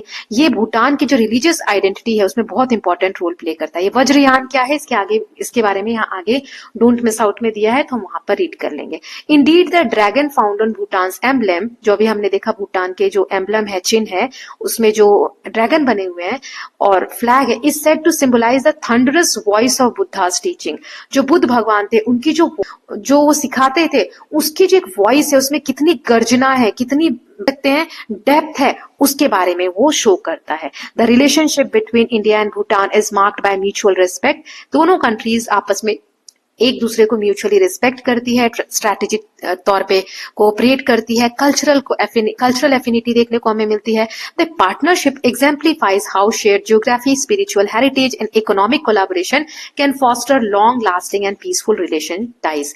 रीजनल टाइज, एक दूसरे के साथ रीजनल बेसिस पे कैसे हम ज्योग्राफी शेयर करते हुए, स्पिरिचुअल हेरिटेज शेयर करते हुए, इकोनॉमिक तौर पर कोलैबोरेशन करते हुए लॉन्ग लास्ट और पीसफुल रिलेशनशिप बना सकते हैं। Okay, now don't miss out the main schools of Buddhism. जैसे कोई धर्म है उसमें बहुत सारी शाखाएं हो जाती हैं, तो बुद्धिज्म में स्कूल्स हैं, तो वैसे ही 3 स्कूल्स के बारे में यहाँ पर बात की गई है। ठीक है, so 3 main schools of Buddhism grew in ancient India and migrated to many of her neighbours. India में ये डेवलप हुए, थेरावाद, महायान और यहाँ पे लिखा है वज्रयान। ठीक है, ये 3, और बाद में फिर इंडिया से स्प्रेड होकर दूसरी कंट्रीज में भी फैले, तो इनके बारे में यहाँ पे थोड़ा सा दिया हुआ है, पढ़ लेते हैं। थेरावाद जो है ये स्कूल ऑफ एल्डर्स, इसका मतलब क्या है, स्कूल ऑफ एल्डर्स। ये 3rd सेंचुरी बीसी के अराउंड इसको एक शेप मिला या स्टार्टिंग हुई इसकी। ये क्लोजेस्ट कंसिडर किया जाता है बुद्धा की ओरिजिनल टीचिंग के, जो बुद्धा ने ज्ञान दिया, जो सीख दी, उसके सबसे कहा जाता है कि उससे बहुत ज्यादा मिलता जुलता है या बिल्कुल क्लोज है। और बहुत सारे जो फॉलोअर्स हैं मेनली श्रीलंका में या साउथ ईस्ट एशिया में या स्पेशली थाईलैंड और म्यांमार में, इसी जो स्कूल है थेरावाद, जो बुद्धिज्म का स्कूल है, उसमें पाए जाते हैं या उससे जुड़े हुए हैं। महायान यानी ग्रेट व्हीकल, ये 1st सेंचुरी बीसी के अराउंड डेवलप हुआ। इसमें नए आइडियाज और प्रैक्टिस भी इनकॉर्पोरेट किए गए, जैसे कि ये बिलीफ रखा गया, ये माना गया कि that Buddha has a divine nature and could guide people in many forms, कि बुद्धा जो है एक दैविक शक्ति के तौर पे उनको माना गया और उनके बहुत सारे रूप हो सकते हैं, ये समझा गया। ये जो स्कूल है ये ट्रैवल हुआ कंट्रीज जैसे China, Japan, Korea, where several sub schools, वहां पर और भी इसके स्कूल्स डेवलप हुए, जैसे Zen Buddhism emerged on the way. तो अलग अलग कंट्रीज में अलग अलग स्कूल्स जो थे बुद्धिज्म के वो स्प्रेड हुए। तो एक हमने देखा थेरावाद और एक हमने देखा महायान। तो महायान ये चाइना, जापान, कोरिया जो कंट्रीज है उधर, और थेरावादा जो है वो Asia, Thailand, Myanmar, Sri Lanka, south east Asia यहाँ पर। Okay, now last one is Vajrayana. इसे कहते हैं डायमंड व्हीकल। ये जनरली इसे तांत्रिक बुद्धिज्म भी कहा जाता है। 6th सेंचुरी सी के अराउंड ये एक्सटेंशन है महायान का, जो भी हमने पढ़ा उसी में ये थोड़ा सा और ज्यादा आगे बढ़ा। इसमें स्पेशल टेक्निक्स और सीक्रेट टीचिंग्स बताई गई, जैसे मंत्र बताए गए, मंडल्स बताए गए, सेक्रेट डायग्राम्स बताए गए, सेक्रेट यानी पवित्र, ऐसे डायग्राम्स वगैरह बताए गए, and visualisation of Buddha and the bodhisattva, और कैसे बुद्धा दिखते होंगे उनको विजुअलाइज करना, बोधिसत्व को एक तरीके से विजुअलाइज करना, ये इस सेक्ट में किया गया। इसी सेक्ट से ये जो वज्रयान है, इसी से तिब्बतन बुद्धिज्म जो है वो स्कूल डिराइव हुआ 7th सेंचुरी सी के अराउंड। इवन टुडे आज भी these 3 school of Buddhism are still followed in some part of India. आज भी इंडिया में तीनों स्कूल फॉलो किए जाते हैं, specially in Himalayan states. Okay, ये एक इमेज दिया हुआ है बेटा, tigers nest, a Buddhist monastery post high on the mountain side overhanging the para valley, Bhutan. ये भूटान में एक आप देख सकते हो पहाड़ों को किस तरीके से काट के ये एक मोनेस्ट्री बनाई गई है। नाउ डोंट मिस आउट, यहाँ एक फैक्ट दिया हुआ है, Bhutan developed the concept of gross national happiness, GNH। हर जगह क्या होता है, GDP, ग्रॉस डोमेस्टिक प्रोडक्ट, एक नया कॉन्सेप्ट लाया गया भूटान में। इंडेक्स बना, it's a more holistic measure of their Nations progress compared with prevailing concepts like GDP जैसे जो कॉन्सेप्ट्स हैं ग्रॉस डोमेस्टिक प्रोडक्ट्स, उनके साथ साथ जीएनपी इंडेक्स बनाया गया, जिसमें एक बड़े लेवल पे इंडिया जो कंट्री की प्रोग्रेस है, नॉट इंडिया, उनकी कंट्री की प्रोग्रेस को नापता है। जैसे this includes ideas of sustainability, good governance, promotion of culture among others, कि कितने अच्छे तरीके से डेवलपमेंट हो रहा है। ऐसा तो नहीं कि देश को नुकसान पहुंचाया जा रहा है इंफ्रास्ट्रक्चर के डेवलपमेंट के नाम पे, क्लाइमेट चेंज को वर्क किया जा रहा है कि नहीं, कि उसको ध्यान दिया जा रहा है कि नहीं, कल्चर को प्रमोट किया जा रहा है कि नहीं, लोग खुश कितने हैं। The countries assesses its progress periodically based on this index. समय समय पर कंट्री जो है GNH, ग्रॉस नेशनल हैप्पीनेस जो इंडेक्स है, उस बेसिस पे अपने लोगों को, सिटीजन को मेजर करती रहती है कि क्या प्रोग्रेस चल रही है। ओके, अब हम पढ़ेंगे India's gateway to south east Asia. India किस कंट्री के रास्ता, गेटवे की तरह एक्ट करती है, कौन सी कंट्री, म्यांमार। इसे पहले बर्मा नाम से जाना जाता था, म्यांमार का नाम ही है Burma. It shared a long standing relationship grounded in historical, ethnic and cultural connection despite periods of political turmoil. Political तौर पे हम देखें तो बहुत सारे हमें टर्मोइल्स देखने को मिले, उतार चढ़ाव देखने को मिले, फिर भी हमारे जो रिलेशन है, हिस्टोरिकल तौर पे बात करें, एथनिक तौर पे बात करें, या जो चलते चले आ रहे हैं हमारे कल्चर रिलेशंस हैं, ये बहुत ज्यादा ग्राउंडेड हैं, डीप हैं। अब इसमें म्यांमार कहाँ पर है, या बर्मा जो कंट्री है ये कहाँ पर है, तो ये हम देख लेते हैं कैसे इंडिया के साथ ये नेबर है। ये वाली कंट्री, ये आपको दिख रहा है, ये है ना, ये रेड कलर से, तो ये म्यांमार है, ये इंडिया के साथ बॉर्डर है इसका। अब आगे देख लेते हैं। So, yes, as the birthplace of Buddhism, India holds special spiritual significance for the people of Myanmar, many of whom visited India during pilgrimages. Buddhism जो है इन कंट्रीज के बीच में एक मेन लिंक का काम करता है, क्योंकि बुद्धिस्ट जो धर्म है, बुद्धिज्म जो धर्म है वो इंडिया में ओरिजिन हुआ, इसीलिए वहां के लोग, म्यांमार के लोग इंडिया में पिलग्रिमेज, तीर्थ यात्रा पर आते हैं। दोनों कंट्रीज जो है लैंड बॉर्डर से भी कनेक्टेड है और मैरीटाइम बॉर्डर से भी कनेक्टेड है। आपने देखा इस तरीके से, तो यहाँ पर ओशन भी है ना। सो इन बे ऑफ बंगाल में एक दूसरे के साथ कनेक्टेड है। India's north eastern state of Arunachal Pradesh, Nagaland, Manipur, Mizoram share borders with Myanmar, facilitate करते हैं cross border interaction and cooperation. बहुत सारे स्टेट्स जो है इंडिया के, देखो मैरीटाइम बॉर्डर ये कहां पर शेयर करते हैं, ये मैं आपको दिखा देती हूँ। ये रहा, ये बे ऑफ बंगाल है अपना यहाँ पर, तो ये वाला बॉर्डर भी इंडिया और म्यांमार जो शेयर करते हैं। और यहाँ पर आप देखोगे अरुणाचल प्रदेश, यहाँ पे जो कंट्रीज है नागालैंड, ये सब जो है वो शेयर करती हैं बाउंड्रीज किसके साथ, म्यांमार के साथ, जिसके कारण इनसे ट्रेड रिलेशन या इंटरैक्शन ये बहुत ज्यादा अच्छे से होते हैं। तो इनके साथ interaction, cross border interaction, cooperation हमें देखने को मिलते हैं। These ties form the basis for sustained cultural exchanges and regional connectivity initiative between the two nation. दोनों कंट्री के बीच में कल्चरल एक्सचेंज में, रीजनल कनेक्टिविटी, एक दूसरे के साथ जुड़ने में, ऐसे इनिशिएटिव्स लेने में दोनों कंट्रीज को हेल्प मिलती है, ऐसे टाइज की वजह से, ऐसे रिलेशंस की वजह से। Now here you can see Myanmar on the left and India, Mizoram on the right bank of Tiau river. ये तायो रिवर के एक तरफ इंडिया है और एक तरफ म्यांमार है। रिवर ये जो है एक इंटरनेशनल बाउंड्री की तरह एक्ट करती है दोनों कंट्री में। 2008 की पिक्चर आपको देखने को मिल रही है। Myanmar is also India's gateway to south east Asia. South eastern जो कंट्रीज है इधर थाईलैंड, इंडोनेशिया, सिंगापुर, वहां पर जाने का भी एक गेटवे है इंडिया के लिए। The land border crossing agreement 2018 में एक अग्रीमेंट हुआ जिससे लैंड बॉर्डर एग्रीमेंट साइन हुआ इंडिया और म्यांमार के बीच में।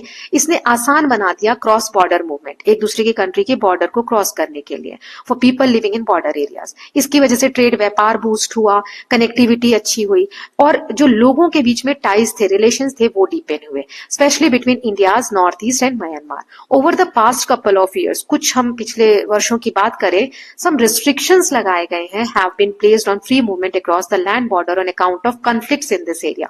क्योंकि इस एरिया में conflicts देखने को मिलते हैं, इसके कारण से कुछ restrictions भी लगाए गए हैं ताकि लोग जो हैं वो एक निगरानी के अंदर मूवमेंट कर सके। ओके, नाउ यहाँ पर एक फैक्ट दिया हुआ है, डोंट मिस आउट।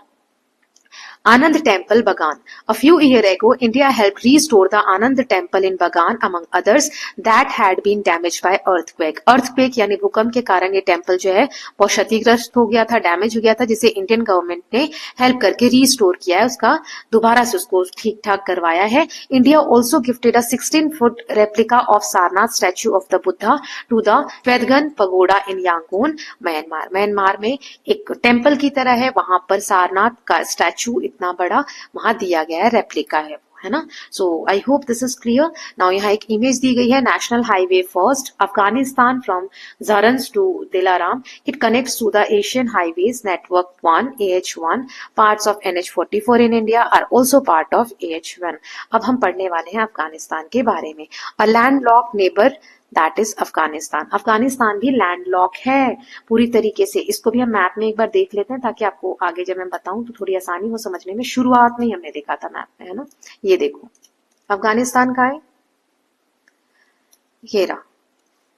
तो ये जो बॉर्डर में ड्रॉ कर रही हूं, ये वाला, ये देखो यहां से इंडिया के साथ थोड़ा सा जुड़ा हुआ है, फिर इस तरीके से। तो ये लैंड लॉक है, इधर भी लैंड है, इधर भी लैंड है, इधर भी लैंड है, इधर भी लैंड है, कहीं से भी पानी से कनेक्टेड नहीं है, है ना। तो इसीलिए अफगानिस्तान को भी क्या कहा जा रहा है, भूटान की तरह हम क्या कह रहे हैं, लैंड लॉक कंट्री, है ना। तो इसके बारे में पढ़ लेते हैं।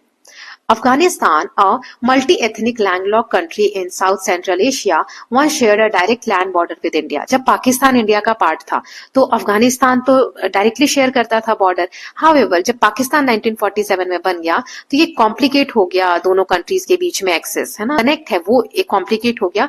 ज्योग्राफिकल चैलेंजेस है, फिर भी इंडिया और Afghanistan have by and large maintain close and friendly ties. Geographical challenge होने के बावजूद भी हमारे फ्रेंडली टाइज बहुत अच्छे बने हुए हैं, हमारी शेयर्ड हिस्ट्री है, कल्चर है।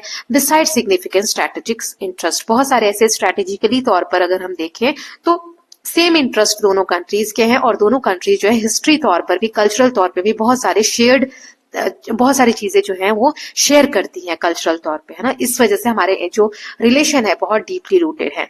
देयर कनेक्शन, दोनों कंट्रीज के जो कनेक्शन है वो प्राचीन समय से हैं। When historic Uttar Path trade route linked Ganga plains to central Asia via Afghanistan, Afghanistan के रास्ते से होके, गंगा प्लेन्स के रास्ते से होते हुए अफगानिस्तान जाते हुए सेंट्रल एशिया जो कंट्रीज है वहां पर लोग ट्रेवल किया करते थे, उस रास्ते को ही कहा जाता था उत्तर पथ। हमने 6th क्लास में उत्तर पथ दक्षिण पथ पढ़ा भी था 6th में, है ना।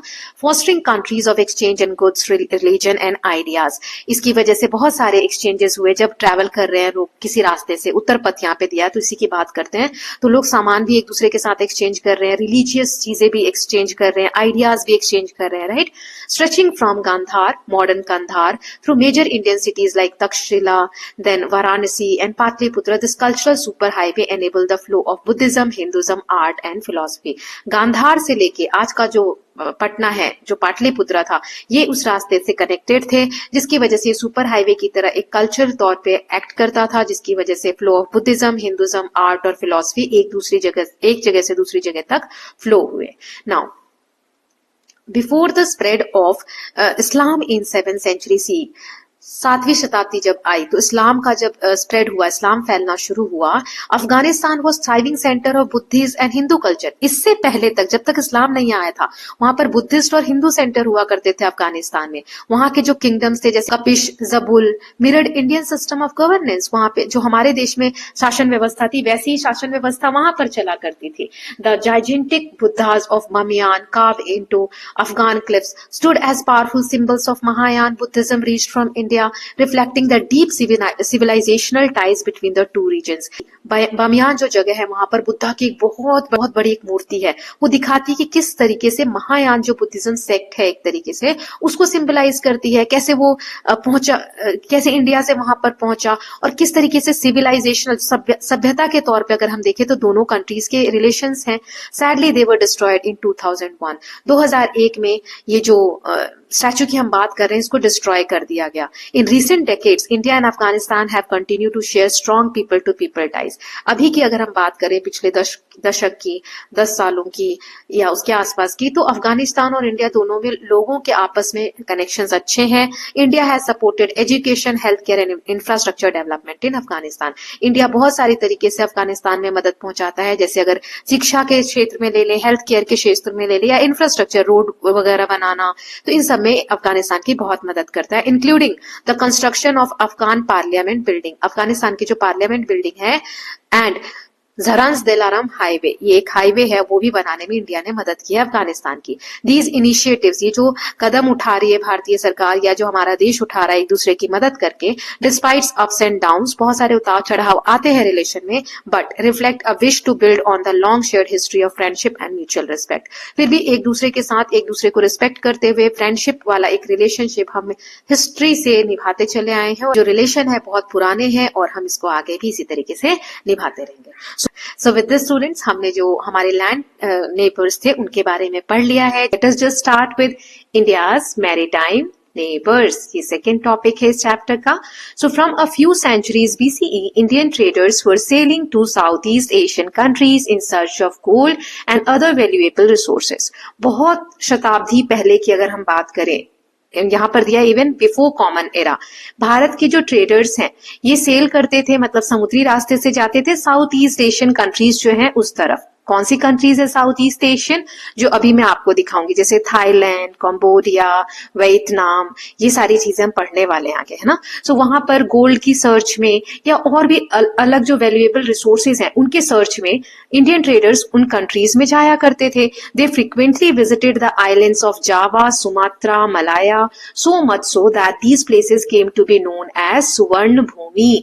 इतना ज्यादा वहां पर गोल्ड की सर्च में जो विजिटर्स, जो ट्रेडर्स हैं वो जाया करते थे कि इन जगहों को, ये जो जावा है, सुमात्रा है, मलाया है, इसे स्वर्ण भूमि कहा जाता था, द गोल्डन लैंड, और स्वर्ण द्वीप कहा जाता था, the golden island. But let us start closer to home. सबसे पहले अपने घर के पास यानी इंडिया के पास से स्टार्ट करते हैं। सबसे पहले यहाँ दिया हुआ है, don't miss out, many nations in India's neighbourhood came together in 1985 to form an association called SAARC. जो इंडिया है उसके आसपास की बहुत सी कंट्रीज, नेबरहुड कंट्रीज जो हैं वो आपस में जुड़ी, इकट्ठा हुई 1985 में, और उन्होंने एक ग्रुप बनाया, एक एसोसिएशन बनाया जिसे कहते हैं सार्क। सार्क की फुल फॉर्म क्या है?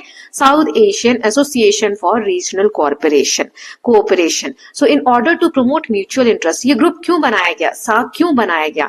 रीजनल, इसमें क्या है, उस रीजन में सभी लोग एसोसिएट होकर मिलकर कोऑपरेट करें एक दूसरे के इंटरेस्ट को देखने के लिए, मतलब एक दूसरे की भलाई के लिए, socio cultural and economic progress के लिए, सोसाइटी में प्रोग्रेस हो, कल्चरल लेवल पे डेवलपमेंट हो, इकोनॉमिक प्रोग्रेस हो इन कंट्रीज में। तो ऐसे कुछ कंट्रीज जो इंडिया के नेबर हैं वो सब मिलकर उन्होंने एक ग्रुप बनाया जिसे कहा जाता है सार्क। कौन कौन मेंबर्स है इस ग्रुप के?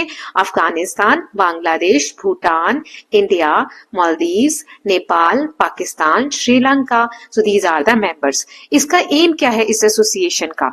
To share resources around development in science, एक दूसरे के साथ रिसोर्सेज शेयर करना, ताकि साइंस के फील्ड में डेवलपमेंट हो, एजुकेशन के फील्ड में, हेल्थ के फील्ड में और भी बाकी एरियाज में। However political tensions among some members have often disturbed its functioning. लेकिन ये ग्रुप सही से फंक्शन नहीं कर पाता। क्यों? क्योंकि इसमें बहुत सी डिस्ट्रप्शंस आती हैं, रुकावटें आती हैं, क्योंकि इनके जो मेंबर कंट्रीज है, कुछ मेंबर्स ऐसे हैं जिनके बीच में तनाव हमेशा बना रहता है। For example India and Pakistan, ये तो आप सभी लोग जानते हैं, right? So several more such regional groups of nation centred on Indian ocean exist for other specific purpose. तो एक सार्क जैसे हमने एक अभी ग्रुप पढ़ा, वैसे बहुत से ग्रुप्स हैं जो इंडियन ओशन के अराउंड जो कंट्रीज हैं, इन लोगों ने आपस में मिलकर बनाया है ताकि वो एक दूसरे को कोऑपरेट करके आगे म्यूचुअल इंटरेस्ट को फेवर करें, सोशियो कल्चरल और इकोनॉमिक प्रोग्रेस के लिए वर्क करें। Okay, now let us just start with India's nearest maritime neighbour. सबसे पास का पड़ोसी देश जो मैरीटाइम यानी ओशन से रिलेटेड है या समुद्र से रिलेटेड है, सो वो कंट्री है श्रीलंका। ये एक आइलैंड नेशन है। आइलैंड नेशन क्यों? ऐसा लैंड एरिया जो चारों तरफ से पानी से घिरा हो, उसे हम कहते हैं आइलैंड। तो श्रीलंका भी एक आइलैंड है, ये साउथ ईस्ट एशिया वाले पार्ट में है, with the two countries divided by a narrow stretch of sea known as Palk strait. जैसे यहां पर मैप में मैं आपको दिखाती हूँ, ये श्रीलंका है, ये रेड वाला, ओके, ये वाला यहाँ, इसके बीच में ये जो पतला सा रास्ता जो इंडिया और श्रीलंका को कनेक्ट करता है, अब आप देखो यहाँ पर ध्यान से, ये इसे कहा जाता है पार्क स्ट्रेट। ठीक है, ये एक आइलैंड नेशन है, चारों तरफ से पानी से घिरा हुआ है। पार्क स्ट्रेट क्या है, आई होप क्लियर है, एक नैरो स्ट्रेच ऑफ सी है, लैंड नहीं है, नैरो स्ट्रेच ऑफ सी है। At this nearest point, the distance between the two countries is only about 32 kilometre. यहाँ पर अगर आप बात करो, इंडिया और श्रीलंका के बीच में कितना डिस्टेंस है? 32 किलोमीटर। ओके, नाउ सबसे पास यहाँ पर डिस्टेंस है। Now making them close maritime neighbours with a long history of cultural contact. ये बहुत पुराना हमारा एक नेबर कंट्री है, इससे हमारी बहुत प्राचीन समय से हिस्टोरिकली कनेक्ट है हम लोग, जैसे कल्चरल बेसिस पे, ट्रेड यानी व्यापार वगैरह के रिलेशन में और कोऑपरेशन में। Buddhism was introduced to Sri Lanka in 3rd century BCE by Mahendra and Sanghamitra, the son and daughter of emperor Ashoka. जो हमारे यहाँ अशोक सम्राट थे, उनका पुत्र महेंद्र और पुत्री संघमित्रा, ये दोनों श्रीलंका गए थे। इन्होंने वहां पर बुद्धिज्म जो धर्म है उसको इंट्रोड्यूस किया around 3rd century BCE, before common era. Now, Hinduism also traveled there, notably through its 2 epics. Hinduism जो है, हिंदू धर्म जो है, वो भी वहां पर गया। यहाँ पर हमें ये 2 एपिक्स से पता चलता है। एपिक्स यानी महाकाव्य, रामायण और महाभारत जो है उसके बारे में बात हो रही है। Even now both countries continue to celebrate this shared spiritual and cultural heritage. आज भी ये दोनों कंट्रीज, ये जो हेरिटेज है, हमारी धरोहर है, इनको आज भी शेयर करते हैं। Now however the relationship has not always been smooth. लेकिन कोई भी, चाहे हम घर में ही 2 भाई बहन हैं, 2 भाई हैं, 2 बहनें हैं, या आपस में जब भी हम ग्रुप्स में रहते हैं तो नहीं बनती है, या कुछ चीजों पर हमारे थॉट्स सेम नहीं होते हैं, तो रिलेशनशिप हमेशा स्मूथ नहीं चलती है। One difficult time was during Sri Lanka civil war from the mid 1980s to around 2010। Sri Lanka में सिविल वॉर हुए, मतलब जो उनके देश में जो लोग हैं उनके बीच में वॉर हुए। ये जो टाइम पीरियड है 1980s मिड से लेके 2010 तक का जो समय था, उस समय श्रीलंका में सिविल वॉर हुए। The war was mainly between Sinhalese majority whose language is Sinhala and Tamil minority which has close cultural ties to India। अब देखो, ये सिविल वॉर, सिविल मतलब क्या होता है, जो वहां के सिटीजन है उनके बीच में वॉर हो रहे हैं। क्यों हो रहे हैं ये वॉर? तो 2 ग्रुप्स के बीच में वॉर हो रहे हैं। कौन कौन सी ग्रुप है? एक मेजॉरिटी ग्रुप है और एक माइनॉरिटी ग्रुप है। मेजॉरिटी ग्रुप मतलब जो ज्यादा लोग हैं, और माइनॉरिटी जो कम लोग हैं। तो श्रीलंका में ज्यादा जो भाषा बोलते हैं वो है सिन्हाला। सिन्हाला लैंग्वेज बोलने वाले लोग हैं, उन्हें हम सिन्हालीज कहते हैं। और जो कम भाषा बोलने वाले हैं तमिल, जो आप जानते हैं कि इंडिया का यहाँ पर तमिलनाडु वाला एरिया है ये, तो यहाँ के जो लोग हैं, तो तमिलनाडु ये वाला पार्ट, यहाँ के लोग यहाँ भी रहते हैं श्रीलंका में। सो यहाँ के, तो ये वाली जो तमिल लैंग्वेज है, यहाँ भी कुछ लोग बोलते हैं श्रीलंका में। ठीक है, तो तमिल लोग जो बोलते हैं भाषा, वो माइनॉरिटी में है, कम नंबर में है एज कंपेयर टू सिन्हालिस। तो ये जो लैंग्वेज बेसिस पे ये एक तरीके की सिविल वॉर छिड़ा हुआ था। बिकॉज ऑफ फाइटिंग, इस फाइट की वजह से बहुत सारी तमिल फैमिलीज जो थी उन्हें श्रीलंका छोड़कर और साउथ इंडिया में आना पड़ा, स्पेशली तमिलनाडु में। I hope it is clear. मैंने आपको बता दिया तमिलनाडु कहाँ पर है और श्रीलंका कहाँ पर है। तो यहाँ से बहुत सारे इस फाइट की वजह से जो तमिल बोलने वाले लोग थे वो वो इंडिया में शिफ्ट हुए, साउथ इंडिया में, मेनली जो है वो तमिलनाडु में। India and Sri Lanka share a multi dimensional partnership that combines cultural closeness, historical ties, economic cooperation and strategic collaboration. India और श्रीलंका बहुत सारे डायमेंशन में, मल्टी डायमेंशनल मतलब ऐसा नहीं है एक फील्ड में हम लोगों की पार्टनरशिप है, बहुत सारे फील्ड में हमारी पार्टनरशिप है। जैसे अगर कल्चरल लेवल पे देखें, हमारी जो कल्चर है, सभ्यता है, या हिस्ट्री के बेसिस पे बात करें, या इकोनॉमिक लेवल पे अर्थव्यवस्था जो है, या स्ट्रैटेजिकली ये हमारे लिए बहुत ज्यादा इंपॉर्टेंट पार्टनरशिप है। The relationship continues to grow through people to people exchanges. लोग एक कंट्री से, इंडिया से श्रीलंका में जाते हैं, श्रीलंका के लोग इंडिया में आते हैं।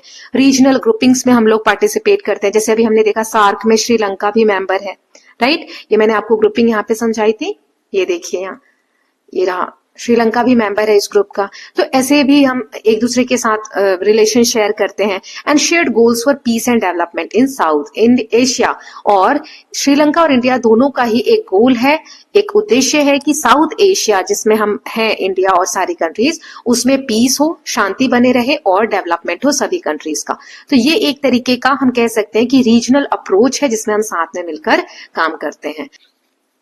नाउ अब ये मैप दिया हुआ है, इसको हम देख लेते हैं। ये इंडिया इस कलर से, जो ऑरेंज कलर है, फिर श्रीलंका ये वाला, इसकी कैपिटल है कोलंबो, फिर मालदीव्स, ये जो सर्कल छोटे छोटे डॉट्स दिख रहे हैं आपको, यही आइलैंड है मालदीव्स, राइट। ये सर्कल जो किया हुआ है यहाँ पर मालदीव्स है। देन ओमान, ये आप देख लीजिए पर्पल कलर से ओमान है, यहाँ पे मस्कट इसका कैपिटल है। और मालदीव्स की जो कैपिटल है वो है मेल, ठीक है, MALE। नाउ यहाँ पे एक और इमेज दिया गया है। ये सारी इमेजेस आप देख लीजिए, इसके बारे में आगे टेक्स्ट, इसलिए मैं यहीं पर इमेजेस एक बार समझा देती हूँ। Traditional fisherman at sunset in Sri Lanka standing on stilt. ये देखो फिशरमैन है, ये इस तरीके से मछली पकड़ने का काम करते हैं। ये 18th फिगर है। Brightly coloured traditional wooden mask of Sri Lanka, ये लकड़ियों से बनाए गए मास्क हैं, colourful. This tradition may have connections with similar mask making tradition in India, particularly from south India. South India में भी ये कल्चर जो है प्रैक्टिस किया जाता है मास्क मेकिंग का।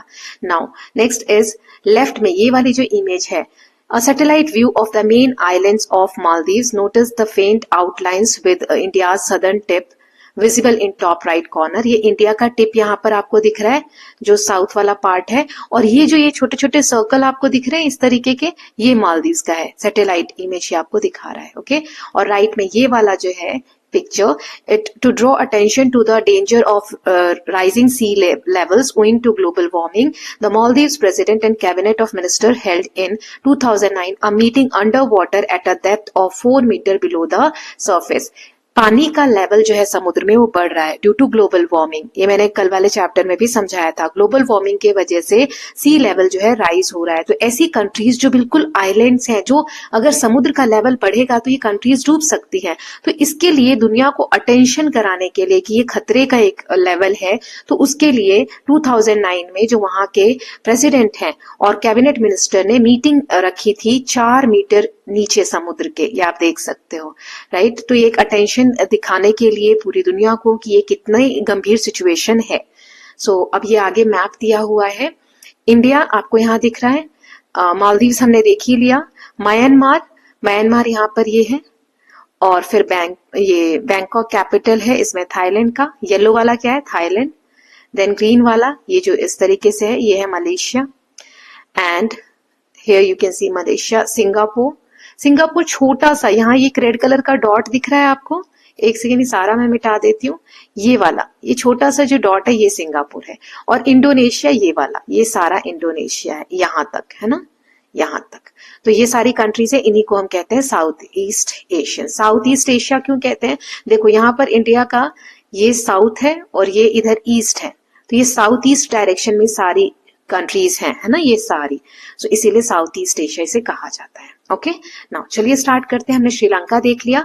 A nation of islands. Islands मतलब आइलैंड से बने हुए, छोटे छोटे आइलैंड से बने हुए नेशन के बारे में पढ़ रहे हैं, जिसका नाम है Maldives. Okay, so India and Maldives share a close relationship based on geography, history and culture. हम बहुत ही एक क्लोज रिलेशनशिप शेयर करते हैं मालदीव्स के साथ, चाहे वो ज्योग्राफिकल बेसिस पे हो, हिस्ट्री बेसिस पे हो या कल्चर बेसिस पे हो। मालदीव्स में 1100 आइलैंड्स हैं, मतलब स्मॉल आइलैंड ग्रुप्स हैं, is only about 130 kilometre from Minicoy and Indian island part of union territory of Lakshadweep. देखो 130 किलोमीटर दूर है ये इंडिया से। इंडिया के किस पार्ट से? मिनिकॉय आइलैंड से। मिनिकॉय एक आइलैंड है जो लक्षद्वीप आइलैंड ग्रुप का पार्ट है। ये हमने कहाँ देखा था? यहाँ पर।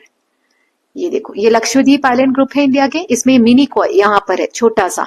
उससे सिर्फ और सिर्फ यहाँ देखो कितनी कम दूरी है मालदीव्स की, कितनी डिस्टेंस दिया हुआ है? 130 kilometre, making it an important neighbour specially for trade and security in Indian ocean. Indian Ocean में सिक्योरिटी पर्पज से या फिर ट्रेडिंग पर्पज से मालदीव्स बहुत इंपॉर्टेंट हमारा एक नेबर है, पड़ोसी है।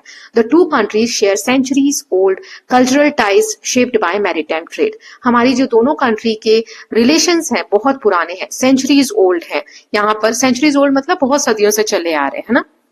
समुद्री व्यापार एक दूसरी कंट्रीज में होता रहा एक दूसरे के साथ। बुद्धिज्म जो है travel to Maldives early on as established by archaeological finds of ancient Buddhist temples and inscriptions. यहाँ बुद्धिज्म जो इंडिया से ट्रैवल होकर मालदीव्स गया, ये बहुत के प्रूफ्स मिलते हैं कि बहुत पहले से वहां पर ट्रैवल कर चुका है। जो इंस्क्रिप्शंस वगैरह है या आर्कियोलॉजिकल जो फाइंडिंग्स हैं, जो आर्कियोलॉजिस्ट फाइंड करते हैं, उससे हमें प्रूफ मिलते हैं कि बुद्धिस्ट टेम्पल्स वगैरह जो है वहां से प्रूफ है कि बुद्धिज्म इंडिया से ट्रैवल करके मालदीव्स में गया। Influences from Tamil Nadu and Kerala brought language, cuisine and art to the island। अब देखो यहाँ पर सदर्न पार्ट है इंडिया का, इधर केरला है, यहाँ पर तमिलनाडु है। तो ये केरला तमिलनाडु जो है इनसे इनका एक इम्पैक्ट हमें यहाँ पर देखने को मिलता है मालदीव्स में। यहाँ पे इन्फ्लुएंस है तमिलनाडु के कल्चर का, केरला के कल्चर का। किस फील्ड में? लैंग्वेज में। क्यूजीन यानी जो खाने पीने का जो डिशेस वगैरह होती हैं या आर्ट्स जो हैं वो मैच होते हैं। Maldivians dishes like coconut curries and roshis reflect South Indian flavours. जो वहाँ के डिशेस हैं अभी मैंने आपको बताया, तो साउथ इंडियन का जो फ्लेवर है वहां पर आपको मिल जाता है। While the Boduberu dance echoes Tamil folk rhythm. जो तमिल फोक डांसेस होते हैं जिसमें कि नाम दिया है बॉड्यूबेरू, हो सकता है मैं सही से नाम ना ले रही हूँ, sorry for mispronouncing it, but Boduberu, तो उसका भी यहाँ पर आपको देखने को मिल जाता है evidence. Then influence. Then Dhivehi the official language of the Maldives are called Maldivians. जो धीवेही वहां के, जैसे हम बोलते हैं ना हिंदी तमिल लैंग्वेज का नाम है, सो धीवेही वहां की ऑफिशियल लैंग्वेज है मालदीव्स की। ओके, इसे हम मालदीवियन भी कहते हैं। Vocabulary and boat building techniques also show south Indian roots. जो यहाँ की वोकैबुलरी है, जो वर्ड्स वगैरह बनते हैं, रूट्स हैं, या फिर जो नाव वगैरह बनाने की टेक्निक्स है, वो हमें साउथ इंडिया से इसके रूट्स देखने को मिलते हैं। मतलब जो सदर्न इंडिया में होता है प्रैक्टिस, लगभग वैसा या उससे मिलता जुलता वहां पर भी प्रैक्टिस हमें देखने को मिलता है। ये क्यों है ऐसा? क्योंकि डिस्टेंस बहुत कम है और लोग प्राचीन समय से एक दूसरी कंट्रीज में ट्रैवल कर रहे हैं। नाउ नेक्स्ट देखते हैं। India was one of the first countries to recognise Maldives after it became independent in 1965। जब मालदीव्स आजाद हुआ उसके बाद 1965 में इंडिया पहली कंट्री बनी जिसने रिकॉग्नाइज किया कि ये एक स्वतंत्र देश है। Over the years the two nations have built strong ties in many areas. इतने समय में दोनों कंट्रीज ने एक दूसरे के साथ रिलेशंस बहुत अच्छे किए हैं, चाहे वो डिफेंस का फील्ड हो, ट्रेड का फील्ड हो, डिजास्टर रिलीफ, जैसे कि कोई प्राकृतिक आपदा आ जाती है, कोई डिजास्टर आ जाता है तो एक दूसरे की हेल्प करते हैं। इंडियाज क्विक हेल्प, जैसे 2004 में सुनामी आई थी मालदीव्स में, उस वक्त इंडिया ने बहुत जल्दी हेल्प प्रोवाइड की थी मालदीव्स की। सो 2014 में वाटर क्राइसिस हुए थे मेल में, जो मालदीव की कैपिटल है वहां पर, तो तब भी भारत ने हेल्प पहुंचाई थी। और कोविड-19 जो पेंडेमिक हुआ था कोरोना वाला, उसमें भी जो बॉन्ड है दोनों कंट्रीज के बीच में वो स्ट्रेंथन हुआ था। These actions highlighted India ability to respond quickly in times of crisis and further reinforced her role as the region's trusted first responder। और ये जो इंडिया की एबिलिटी है कि तुरंत रिस्पॉन्ड करना किसी भी डिफिकल्ट सिचुएशन में, ये दिखाता है कि कैसे उसका रोल इस रीजन में, इस एरिया में एक ट्रस्टेड रोल है और किसी भी सिचुएशन में हेल्प करने के लिए इंडिया आगे रहता है। As an island nation Maldives is highly vulnerable. ये बहुत वल्नरेबल है। क्यों? अभी मैंने आपको बताया कि क्लाइमेट चेंज की वजह से सी लेवल जो है राइज हो रहा है। तो अगर including a rise in sea level which could reach 1 metre by the end of century, जब तक ये 2100 सेंचुरी खत्म होगी, जैसे अभी 2025 है ना, तो 2026, 2027 ऐसे 2100 जब आएगा तब तक 1 मीटर समुद्र का जो लेवल है वो बढ़ गया रहेगा ड्यू टू क्लाइमेट चेंज। तो आप समझ सकते हो कि पार्टली जो है ये आइलैंड्स हैं वो सबमर्ज हो जाएंगे। सबमर्ज मतलब डूब जाएंगे। तो आप समझ सकते हो कि कितना ज्यादा खतरा है देखो, एक ह्यूमन के लिए 100 साल बहुत बड़ी बात है कि 100 साल कोई जी गया, लेकिन कोई कंट्री के सर्वाइवल के लिए 100 साल बहुत कम है। सोचो, अभी 100 साल भी नहीं है, 75 ईयर्स की हम बात कर रहे हैं। 75 ईयर्स में हम कह रहे हैं कि बहुत बड़ा पार्ट जो है आइलैंड्स का वो डूब जाएगा। तो आप समझ सकते हो एक कंट्री के लेवल पे कितनी बड़ी प्रॉब्लम ये हो सकती है ना। सो इसीलिए वल्नरेबल कहा जा रहा है। नाउ डोंट मिस आउट, यहाँ फैक्ट दिया है, धी वेही जो भी हमने लैंग्वेज बोला मालदीव की, ये एक वाइब्रेंट ब्लेंड है shaped by centuries of contact with Indian culture. भारतीय जो संस्कृति है उसके कॉन्टेक्ट में आने से इसमें एक ब्लेंड देखने को मिलता है, मिक्सचर देखने को मिलता है। जैसे इसमें संस्कृत के भी वर्ड धिवेही लैंग्वेज में मिल जाएंगे, प्रकृत भाषा के, तमिल के, मलयालम एंड हिंदी सारे वर्ड्स आपको मिल जाएंगे। जैसे रजे, रजे जो वर्ड है वहां पर किंग के लिए यूज होता है, मास फिश के लिए यूज होता है। जैसे बंगाली में माछ को माछ बोलते हैं, माछ। तो आप समझ सकते हो थोड़ा बहुत मिलता हुआ आपको दिखेगा। इको संस्कृत वर्ड फ्रॉम राजा और मत्स्य, मत्स्य से मांस बना है। वाइल धोनी, धोनी बोट और कुल्हू chicken share roots with Tamil and Malayalam. तो ऐसे बहुत सारी भाषाओं के वर्ड्स दिवेही में हमें देखने को मिलते हैं।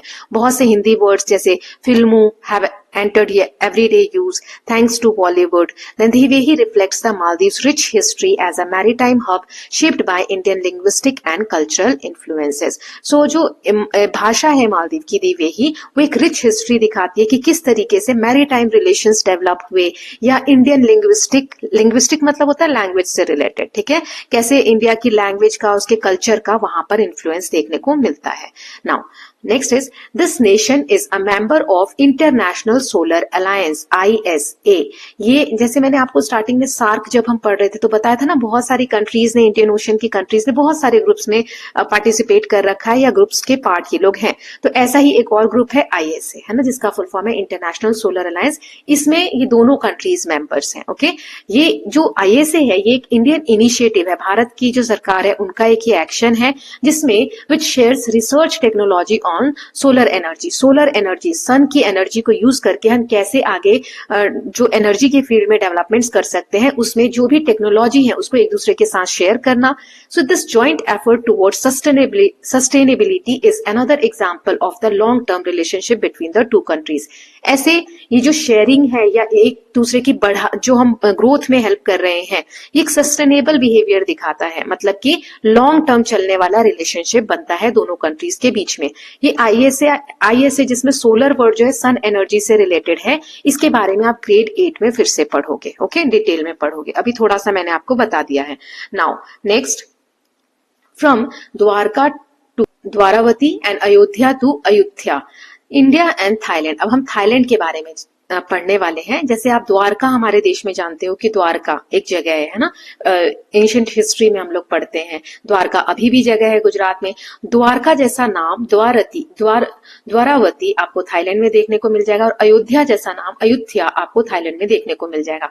तो आप समझ सकते हो सिर्फ इतने एक हेडिंग से ही कि थाईलैंड में भी हमारे कंट्री का कितना ज्यादा इन्फ्लुएंस है। So India and Thailand are closely linked through maritime routes, ये भी मैरीटाइम रूट से कनेक्टेड है। अच्छा, एक एक कंट्री हम पढ़ते जाते हैं तो मैप में भी आपको दिखा देती हूँ, ताकि आपको एक एक, अभी हमने एक साथ देखा था ना तो उतने अच्छे से आपको क्लियर नहीं होगा, एक बार और यहाँ पर देख लेते हैं ना। तो अभी तक हमने श्रीलंका के बारे में पढ़ लिया, मालदीव्स के बारे में पढ़ लिया जो यहाँ पर है ना, और अब हम पढ़ रहे हैं थाईलैंड के बारे में, ये जो येलो कलर है ना इसके बारे में। तो यहाँ से मैरीटाइम रूट है, समुद्र के रास्ते से हम लोग एक दूसरे से कनेक्टेड हैं, राइट। चलिए आगे देखते हैं।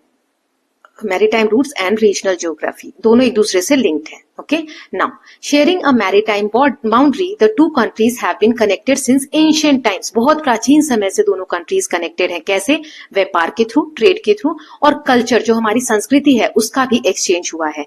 As early as 3rd century BCE, 3री शताब्दी BC यानी बिफोर कॉमन एरा, भारत के जो व्यापारी थे, इंडियन ट्रेडर्स और जो विद्वान थे, स्कॉलर्स थे, sailed to what is now Thailand. आज जो थाईलैंड है वहां पर वो लोग समुद्री रास्ते से जाते थे, exchanging goods and spices and textiles while also bringing religious and cultural ideas that would deeply influence the region. ये लोग अपने साथ स्पाइसेस लेके जाते थे, टेक्सटाइल यानी कि कपड़े वगैरह जो है वो लेकर जाते थे, एक्सचेंज करते थे गुड्स को, है ना, इन सामानों का एक्सचेंज करते थे, बदले में वहां से रिलीजियस और कल्चरल आइडियाज जो हैं वो डीपली इन्फ्लुएंस करते हैं उस रीजन को। मतलब एक दूसरे के साथ रिलीजियस जो थॉट्स हैं उसको शेयर करना, अपने कल्चर को शेयर करना, और प्रोडक्ट्स भी, गुड्स जो सामान है उसको भी खरीद बेच करते थे और शेयर करते थे। इंडीड वास्तव में the impact of Indian culture is reflected in the names of later Thai kingdom. जो थाईलैंड के किंगडम थे जो बाद में बने, उसमें बहुत सारे आपको नाम भी देखने को मिलेंगे कि इंडियन कल्चर का इम्पैक्ट है। जैसे द्वारावती कल्चर जो 6th से 11th सेंचुरी सी के अराउंड फ्लरिश हुआ, उसमें आप देखेंगे द्वारावती जो है ये नाम है आपके Sanskrit word for that which has gates, जिसमें गेट्स हों। गेट्स के लिए द्वार मतलब क्या होता है? गेट्स, डायरेक्टली रेफरिंग द्वारका जो कृष्ण भगवान की सिटी के रूप में महाभारत में डिस्क्राइब की गई है, तो वहीं से इसका लिंकेज हमें देखने को मिलता है द्वारावती का। मच लेटर अयोध्या किंगडम, ये एक किंगडम के बारे में हो गया द्वारावती, है ना। ऐसे ही बाद में एक और किंगडम आई, अयोध्या किंगडम, थाईलैंड की बात हम कर रहे हैं, जो 1351 AD के अराउंड में थी, was named after the Ayodhya. ये अयोध्या के नाम पर ये नाम पड़ा है, जो भारत में एक सिटी है अयोध्या। ओके, नाउ ये क्या है Ayodhya? Birth place of Ram according to Ramayana. Ramayana जो हमारा ग्रंथ है, एपिक है, उसके हिसाब से अयोध्या राम जन्मभूमि है। Now, this choice of place names reflecting Indian tradition illustrate the profound impact of Indian civilization on Thailand's history and culture. ये दिखाता है कि किस तरीके से इंडियन सिविलाइजेशन है, उसका इम्पैक्ट है थाईलैंड की हिस्ट्री में, थाईलैंड के कल्चर में। यहाँ पे एक फैक्ट दिया है, monarchs of the current Chakri dynasty have all been named after Rama the current king of, for instance in Rama 10 that is the 10th king Rama in this dynasty. आज भी जो वहां के राजा हैं उनका चक्री डायनेस्टी के, उनके भी जो नाम है ऐसे रामा 10 मतलब राम की डायनेस्टी के हैं, वो राम के वंशज हैं, इस तरीके से नाम किया जाता है। Cultural ties were further strengthened by shared heritage of Buddhism and Hinduism. वहां का जो कल्चर है, हम इस तरीके से भी कह रहे हैं कि हमारे कल्चर जो संस्कृति है इसलिए भी मजबूत है या शेयर करते हैं एक दूसरे के साथ, क्योंकि बुद्धिज्म और हिंदुज्म का बहुत ज्यादा इम्पैक्ट वहां पर हुआ है। इंडियन मॉन्क्स जो भारत के मॉन्क्स है, साधु हैं, स्कॉलर्स है, विद्वान है, एंड टेक्स्ट जो किताबें वगैरह हैं, ग्रंथ वगैरह हैं, ये इंपॉर्टेंट रोल प्ले करते हैं, सेंट्रल रोल प्ले करते हैं in shaping the religious and philosophical foundation of thigh society. जो थाईलैंड की सोसाइटी है, थाई सोसाइटी जिसे कहा जाता है, वहां की रिलीजियस और फिलोसॉफिकल जो फाउंडेशन है, जो रिलीजन का फाउंडेशन है, फिलोसफी का फाउंडेशन है, वो सब इस पे बेसिस है। देन द थेरावादा बुद्धिज्म, मैंने कल भी चैप्टर में बताया था कि बुद्धिज्म के 3 सेक्ट हमने इस फर्स्ट पार्ट में इसके पढ़े थे, तो उसमें जो थेरावाद जो बुद्धिज्म है वो यहाँ पर प्रैक्टिस होता है। While Hindu deities and stories from Indian epics are also integrated into Thai royal ceremonies, dance forms and literature. लेकिन ऐसा नहीं है सिर्फ बुद्धिज्म ही प्रैक्टिस में लाया गया। जो भारतीय हमारे एपिक्स हैं, जो महाकाव्य हैं, उसकी बहुत सारी कहानियां या फिर जो सेरेमनीज हैं, उसमें बहुत सारे इंडियन इन्फ्लुएंसेस आपको देखने को मिलेंगे डांस फॉर्म में, लिटरेचर में। ओके, नाउ यहाँ पर एक इमेज दिया हुआ है, a massive sculpture at Bangkok airport. ये आप देख सकते हो, विष्णु भगवान का एक यहाँ पे स्कल्पचर आपको दिया गया है, और ये जो समुद्र मंथन वाली स्टोरी है उससे मिलता जुलता ये स्कल्पचर हम जोड़ सकते हैं ना, उसके बारे में यहाँ पर लिखा हुआ है, ये आप देख सकते हो। The seen this figure depicts well known Hindu myth of समुद्र मंथन और चर्निंग ऑफ द ओशन, समुद्र का मंथन करना। इसमें जो देव थे, भगवान थे, gods on the right hand, एक तरफ भगवान है, एंड असुर डेमन्स ऑन द लेफ्ट, और एक तरफ राक्षस है, एक तरफ राक्षस एक तरफ देवता है, और ये समुद्र को चर्न कर रहे हैं, मंथन कर रहे हैं इन सर्च ऑफ अमृत, अमृत के लिए, है ना, नेक्टर ऑफ इमोर्टिलिटी, जिसको पीकर अमर हो जाते हैं, कभी भी डेथ नहीं होती, इमोर्टल मतलब अमर। With the serpent Vasuki at the churning rope and Vishnu above presiding over the operation. Vishnu भगवान ऊपर से इस पूरे प्रोसेस को देख रहे हैं। He will eventually deceive the asura to make sure that amrit goes to devas alone, और बाद में ये जो अमृत है वो भगवान को मिलता है। Note also that airport official name of सुवर्ण भूमि एयरपोर्ट, और इस एयरपोर्ट का नाम भी है Suvarnabhumi airport. Does it remind you of something, क्या इससे हमें कुछ याद आता है? सो यस, एंशिएंट नेम स्वर्ण भूमि, इसका मतलब है गोल्डन लैंड या लैंड ऑफ गोल्ड्स। जो इंडियन ट्रेडर्स, अभी हमने पढ़ा था कुछ पेजेस पहले ही, इंडियन ट्रेडर्स जो है इस नाम का यूज करते थे साउथ ईस्ट एशिया के लिए, क्योंकि यहाँ पर वो लोग ट्रेड के पर्पज से जाते थे। It shows that India had early cultural and sea trade connections with that region, कि हमारा बहुत समय से इस कंट्री के साथ रिलेशन, इन कंट्रीज के साथ रिलेशन है। Now the India Myanmar Thailand India, Myanmar और थाईलैंड, IMT, ये तीनों को मिलाकर एक ट्राइलेटरल हाईवे बनता है। ये एक मॉडर्न एफर्ट है to revive and strengthen these age old connection. इतने पुराने जो रिलेशन है इन तीनों कंट्रीज के बीच में, उसको फिर से एस्टैब्लिश करने के लिए एक ट्राइलेटरल हाईवे बनाया गया है। ये स्ट्रेच करता है इंडिया के मणिपुर स्टेट से होकर म्यांमार से होते हुए थाईलैंड में ये जाता है। ये जो हाईवे है इंप्रूव करता है लैंड ओवरलैंड कनेक्टिविटी, मतलब जमीन के रास्ते से कनेक्शन स्ट्रांग होता है, इससे रीजनल ट्रेड बढ़ता है और supports greater cooperation among the countries involve. और तीनों कंट्रीज का एक दूसरे के साथ कंट्रोल जो है, कनेक्शन जो है वो स्ट्रांग करता है। ओके, ये मैं अभी आपको आगे मैप में भी दिखा दूंगी कहां पर है ये रास्ता। Through both ancient and modern ties, India and Thailand demonstrate how geography, history and shared values can bring nations closer together across land and sea. So ये जो रिलेशन है थाईलैंड के और इंडिया के बीच में, ये दिखाता है कि किस तरीके से अगर ज्योग्राफी के हिसाब से हम कनेक्ट होना चाहे हिस्टोरिकली, या जो वैल्यूज हैं, जो हमारे कल्चर हैं, वो एक दूसरे कंट्रीज को क्लोजर ला सकते हैं, लैंड रास्ते से भी, जमीन के रास्ते से भी और समुद्री रास्ते से भी। ये जो हमने IMT पढ़ा, India Myanmar Thailand trilateral highway, ये आप यहाँ से देख सकते हैं। इंडिया का जो स्टेट है, यहाँ देखो नाम दिया हुआ था मणिपुर, है ना, ये रहा। इंडिया के मणिपुर स्टेट से होते हुए, इधर से यहाँ से होते हुए ये हमारा म्यांमार है और ये थाईलैंड है ना। तो इस तरीके से जो पाथ की हम बात कर रहे हैं, ट्राइलेटरल हाईवे, वो जाता है तीनों कंट्रीज को कनेक्ट करते हुए। अब हम पढ़ रहे हैं next country, that is Malay peninsula, Malaysia के बारे में। कहाँ है मलेशिया?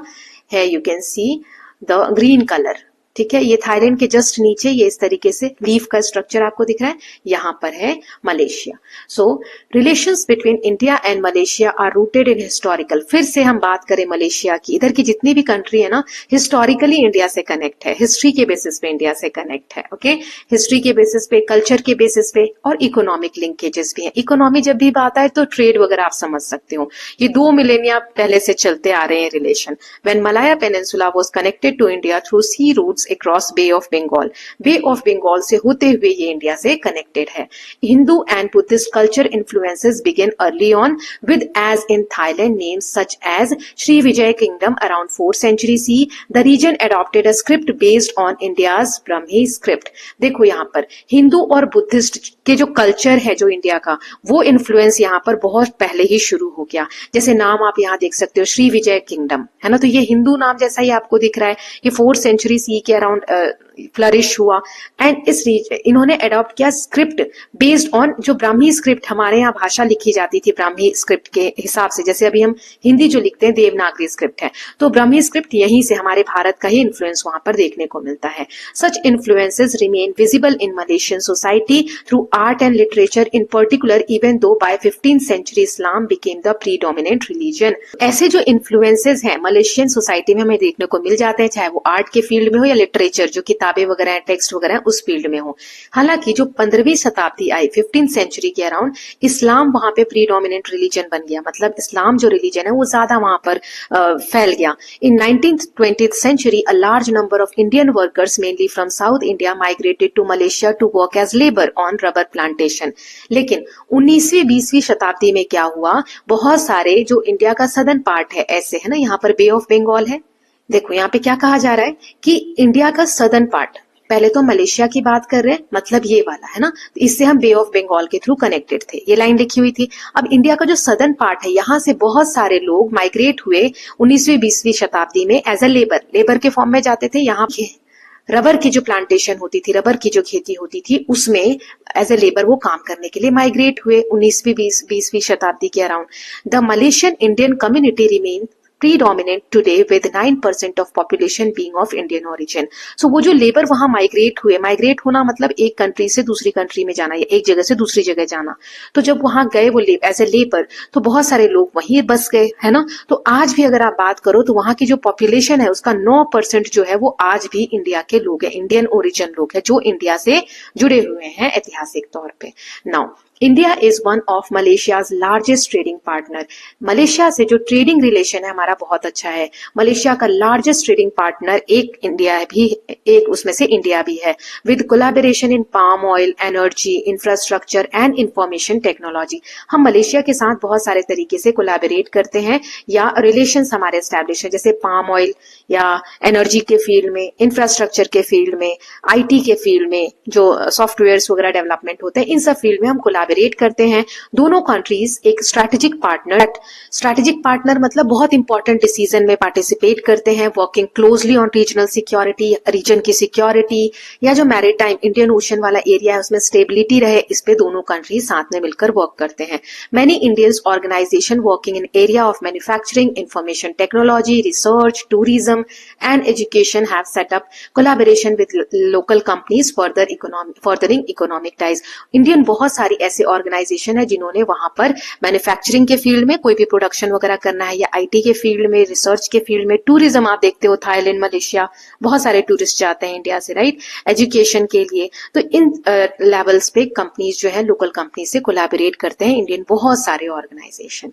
ये एक आप इमेज देख सकते हो, the Petronas stars at Kuala Lumpur, Malaysia's capital. Kuala Lumpur जो है वो मलेशिया की कैपिटल है, ये एक वहां का टावर है, आप इमेज देख सकते हो। ये वर्ल्ड्स टॉलेस्ट ट्विन स्काईस्केपर्स है, ये बहुत ऊंची इमारतें हैं और वर्ल्ड की दुनिया की टॉलेस्ट ट्विन के नाम से जानी जाती हैं। दोनों सेम दिख रही हैं आपको, है ना। अब हम आगे दूसरी कंट्री के बारे में पढ़ने जा रहे हैं जिसका नाम है सिंगापुर। ये मैंने आपको मैप में दिखाया था, यहाँ पर जो मलेशिया है उसके एकदम टिप पे है ये रेड कलर का डॉट जो है यहाँ, ठीक है, ये मैंने बड़ा बना दिया है, ये आप देख सकते हो यहाँ, है ना। चलिए इसके बारे में पढ़ लेते हैं। So name of Singapore derives from Singapuram. Singapuram से सिंगापुर बना। सिंह किसको कहा जाता है? शेर को, है ना। Lion city which was the name of ancient kingdom just off the southern tip of present day Malaysia. जो मलेशिया का एक टिप है यहाँ पर साउथ में, वहां पर आपको देखने को मिलेगा एक बहुत प्राचीन किंगडम है, just like Thailand and Malaysia. जो सिंगापुर है, जैसे थाईलैंड के साथ मलेशिया के साथ हमारे कल्चरल हिस्टोरिकल टाइज थे, वैसे सिंगापुर के साथ भी क्लोज कल्चरल और कमर्शियल टाइज रहे हैं। कमर्शियल यानी बिजनेस वगैरह, ट्रेड वगैरह के फील्ड में, जैसे with Buddhist monks as well as traders visiting the region of few century BCE. Few centuries BCE, before common era से ही वहां पर मॉन्क्स जा रहे हैं, बुद्धिस्ट, राइट, ट्रेडर्स जा रहे हैं। After many fluctuation Singapore became a British colony. बहुत सारे फ्लक्चुएशंस के साथ, मतलब उतार चढ़ाव के साथ, सिंगापुर जो है ब्रिटेन की एक कॉलोनी बन गई। जैसे पहले ब्रिटेन के अधीन हम भी थे, है ना, भारत भी ब्रिटेन के अधीन था, फिर हम 1947 में आजाद हो गए, वैसे ही सिंगापुर भी ब्रिटेन की कॉलोनी बनी। Then a part of Malaysia and eventually a separate nation in 1965, और बाद में 1965 में एक सेपरेट नेशन बन गई। Singapore has served a benchmark for urban planning and maintenance.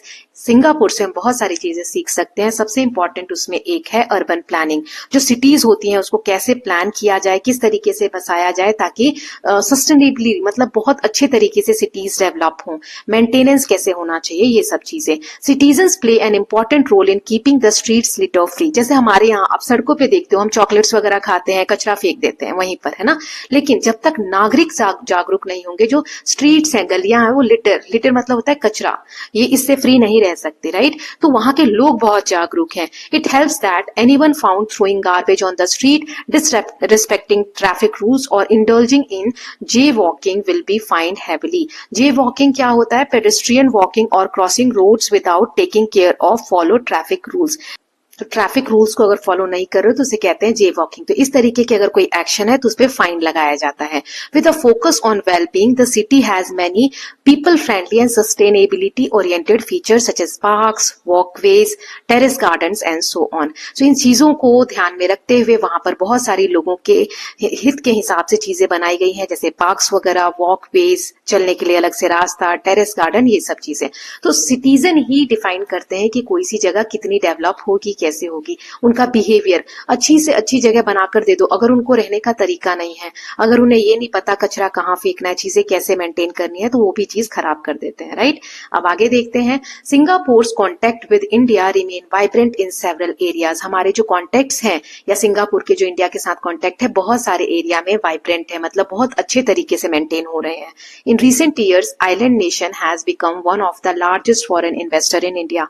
Singapore जो है पिछले कुछ सालों में हमारे देश में सबसे बड़ा इन्वेस्टर बन गया है, specially in infrastructure and technology sector में। अगर इंफ्रास्ट्रक्चर की बात करें, इंफ्रास्ट्रक्चर कई बार वर्ड आ गया, इसका मतलब क्या होता है, जैसे हाईवेज वगैरह बनते हैं, रोड्स वगैरह बनते हैं, कोई बिल्डिंग बनती है, तो ये जो डेवलपमेंट्स होते हैं इसे इंफ्रास्ट्रक्चर डेवलपमेंट कहते हैं। तो इंफ्रास्ट्रक्चर के फील्ड में, टेक्नोलॉजी के फील्ड में, और many Indian companies have set up offices in Singapore. हमारी जो इंडिया की बहुत सारी कंट्रीज हैं, उस कंपनीज हैं, उसके जो हेडक्वार्टर्स हैं, जो बहुत सारी ब्रांचेस हैं, वो सिंगापुर में अपने ऑफिसेज सेट करते हैं। Singapore receive large numbers of Indian tourist and is one of the preferred destination of Indian students for higher studies.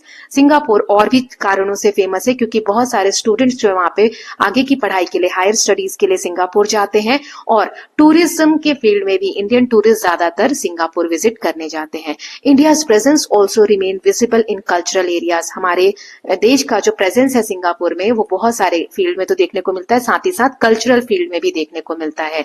जैसे आर्ट से लेकर, जो आर्ट कल्चर है, क्विजीन जो है, खाने पीने की चीजें, यहां से लेकर रिलीजन में भी देखें।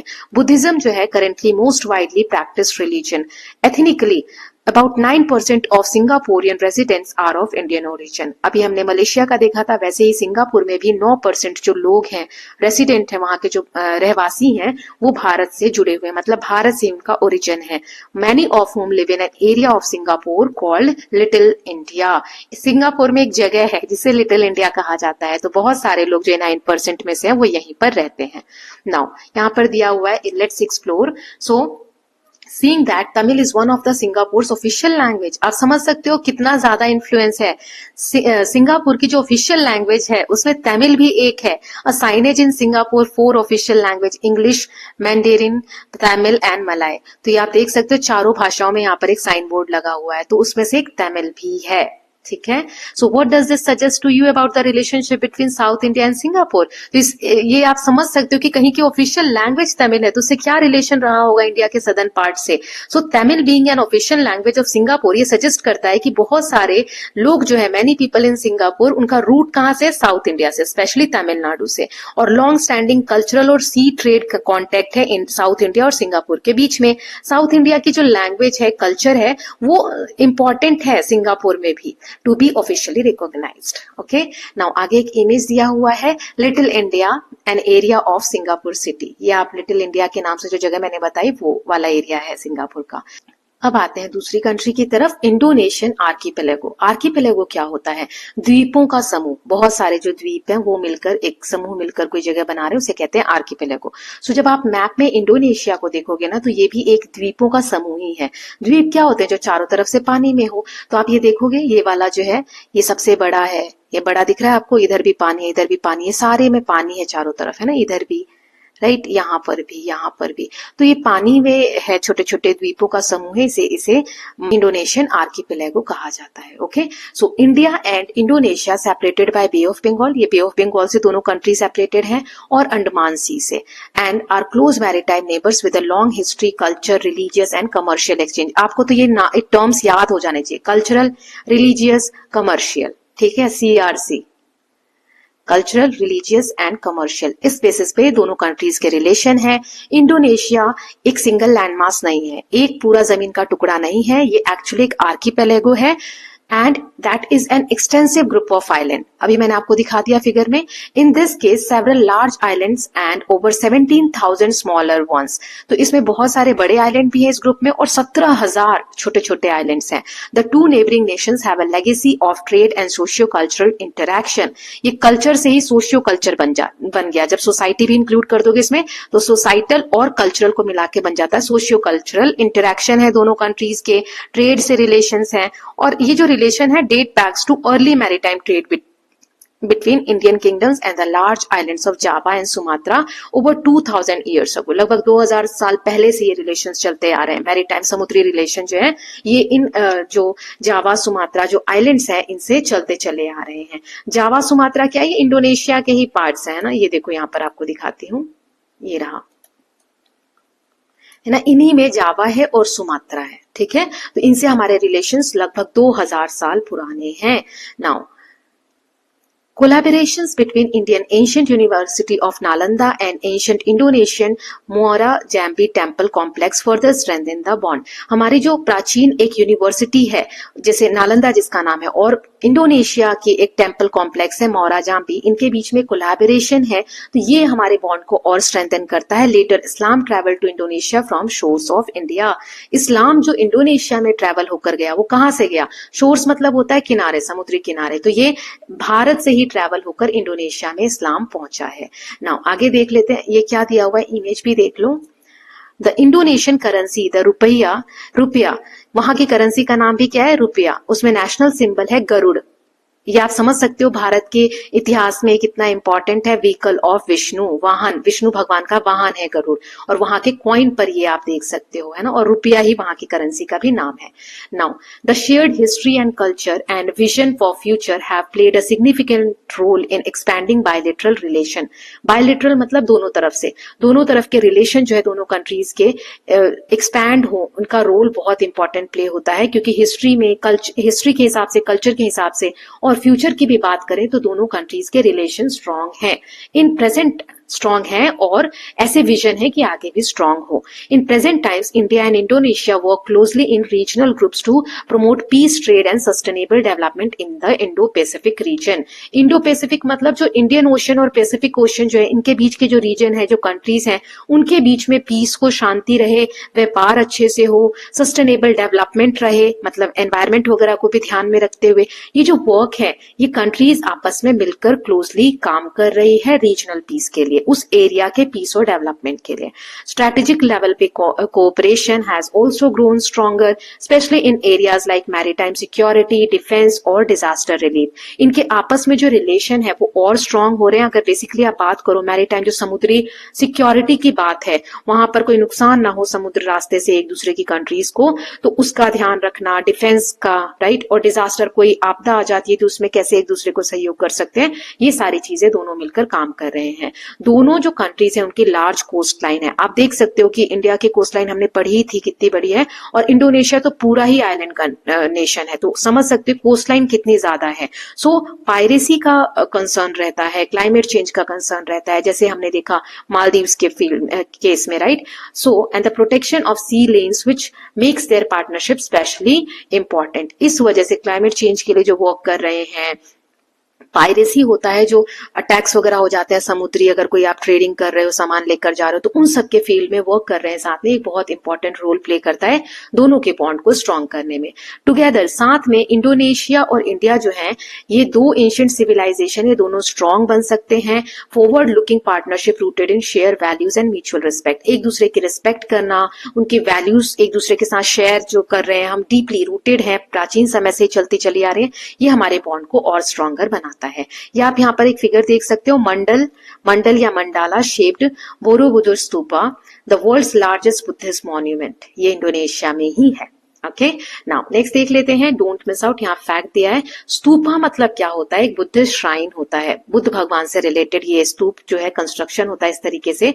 ये जो बनाया जाता है ओफन, ये डोम शेप का होता है, मतलब इस तरीके से हाफ सर्कल शेप का होता है, जिसके सेंटर में, ऊपर से तो आपको पत्थर दिख रहा है, उसको अंदर क्या रखा गया है, उसके अंदर तो सेक्रेड रेलिक्स है. सेक्रेड मतलब पवित्र, जो अवशेष हैं बुद्ध भगवान के, वो रखे गए हैं. Either of Buddha himself, Buddha से जुड़े हुए अवशेष हैं, या फिर जो बुद्धिज्म को मानने वाले जो सीनियर मॉन्क्स हैं, साधु सन्यासी हैं, उनके कुछ चीजें इसमें रखी गई हैं. और अदर रेवर्ड फिगर या किसी बुद्धिज्म से रिलेटेड व्यक्ति से ही के रेलिक्स ही रखे गए हैं, अवशेष रखे गए, रेलिक्स यानी अवशेष.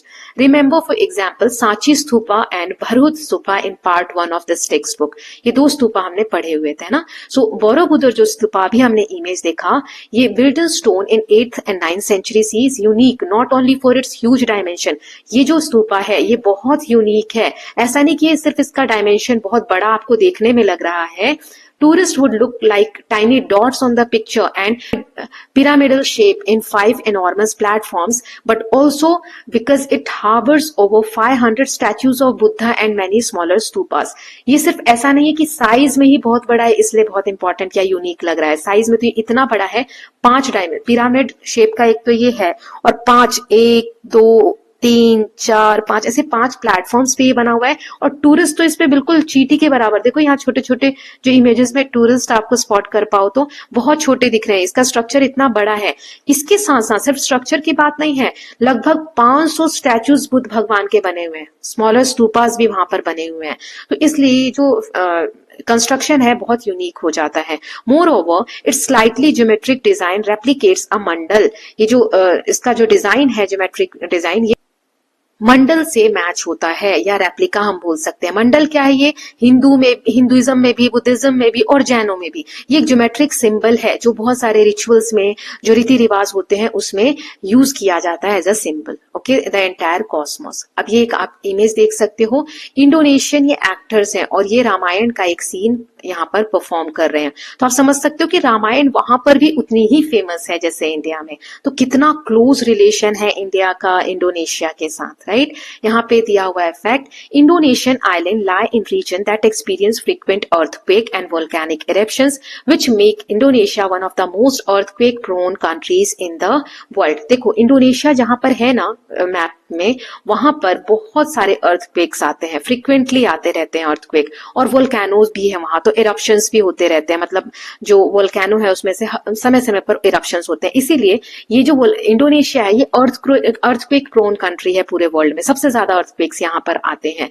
26 दिसंबर 2004 को एक अर्थक्वेक आया था अंडर इंडियन ओशन के अंदर near Indonesia, triggered a massive tsunami. इसके कारण बहुत बड़ी एक सुनामी वहां पर आई थी। Giant waves swept across the ocean, striking the coast of many countries and causing serious damage. इतनी बड़ी बड़ी लहरें आई थी कि जिसने जो समुद्र किनारे जो कंट्रीज हैं उन सबको बहुत नुकसान पहुंचाया था। In India alone some 15,000 people lost their lives. India में लगभग 15,000 लोगों ने अपनी जान गंवा दी थी, स्पेशली तमिलनाडु, केरला और अंडमान निकोबार आइलैंड्स में। Across the whole region more than 2 lakh people were killed. पूरे एरिया की अगर हम बात करें तो लगभग 2 लाख लोग इस सुनामी के कारण जिनकी जान गई। ये जो डिजास्टर है ये एक्सपोज करता है कि that there is urgent need for better early warning system, कि इससे पता चला कि एक ऐसा सिस्टम होना चाहिए जिससे कि सुनामी आने वाली हो तो पहले ही पता चल जाए। इंडिया ने इसी कारण से अपने हाथ मिलाए इंडोनेशिया के साथ, श्रीलंका के साथ, थाईलैंड के साथ और भी जो इंडियन ओशन में कंट्रीज हैं उनके साथ, ताकि एक नेटवर्क बनाया जाए सेंसर्स का, सैटेलाइट्स का और कम्युनिकेशन लिंक्स का, कि कभी भी कुछ ऐसा होता है तो एक दूसरे के साथ कम्युनिकेट किया जा सके। So Indian tsunami early warning centre जो हैदराबाद में है ये हेल्प करता है, अलर्ट देता है, नॉट ओनली इंडिया, सिर्फ इंडिया को ही नहीं देता बल्कि नेबरिंग कंट्रीज जो आसपास की कंट्री है उसको भी, ताकि it potentially saving many lives when earthquake strike the ocean floor. जब ओशन फ्लोर पे अर्थक्वेक आने वाला होता है तो ये वार्निंग इशू करता है, जिसकी वजह से लोग पहले ही अलर्ट हो जाते हैं और जान का नुकसान कम होता है। देन अब हम पढ़ेंगे ईरान के बारे में। सो एन एंशिएंट नेबर, ये भी बहुत प्राचीन हमारा एक नेबर है। Let us travel westward. अब हम ईस्टवर्ड तो ट्रैवल कर लिए, मतलब इधर साउथ ईस्टर्न साइड तो हमने ट्रैवल कर लिया, अब हम वेस्टर्न साइड ट्रैवल करते हैं जहां पर हम ईरान वगैरह के बारे में थोड़ा सा देख लेते हैं। ये वाला हमने मैप में देखा था, मैं आपको ये वाला मैप भी दिखा देती हूँ एक बार, just a second.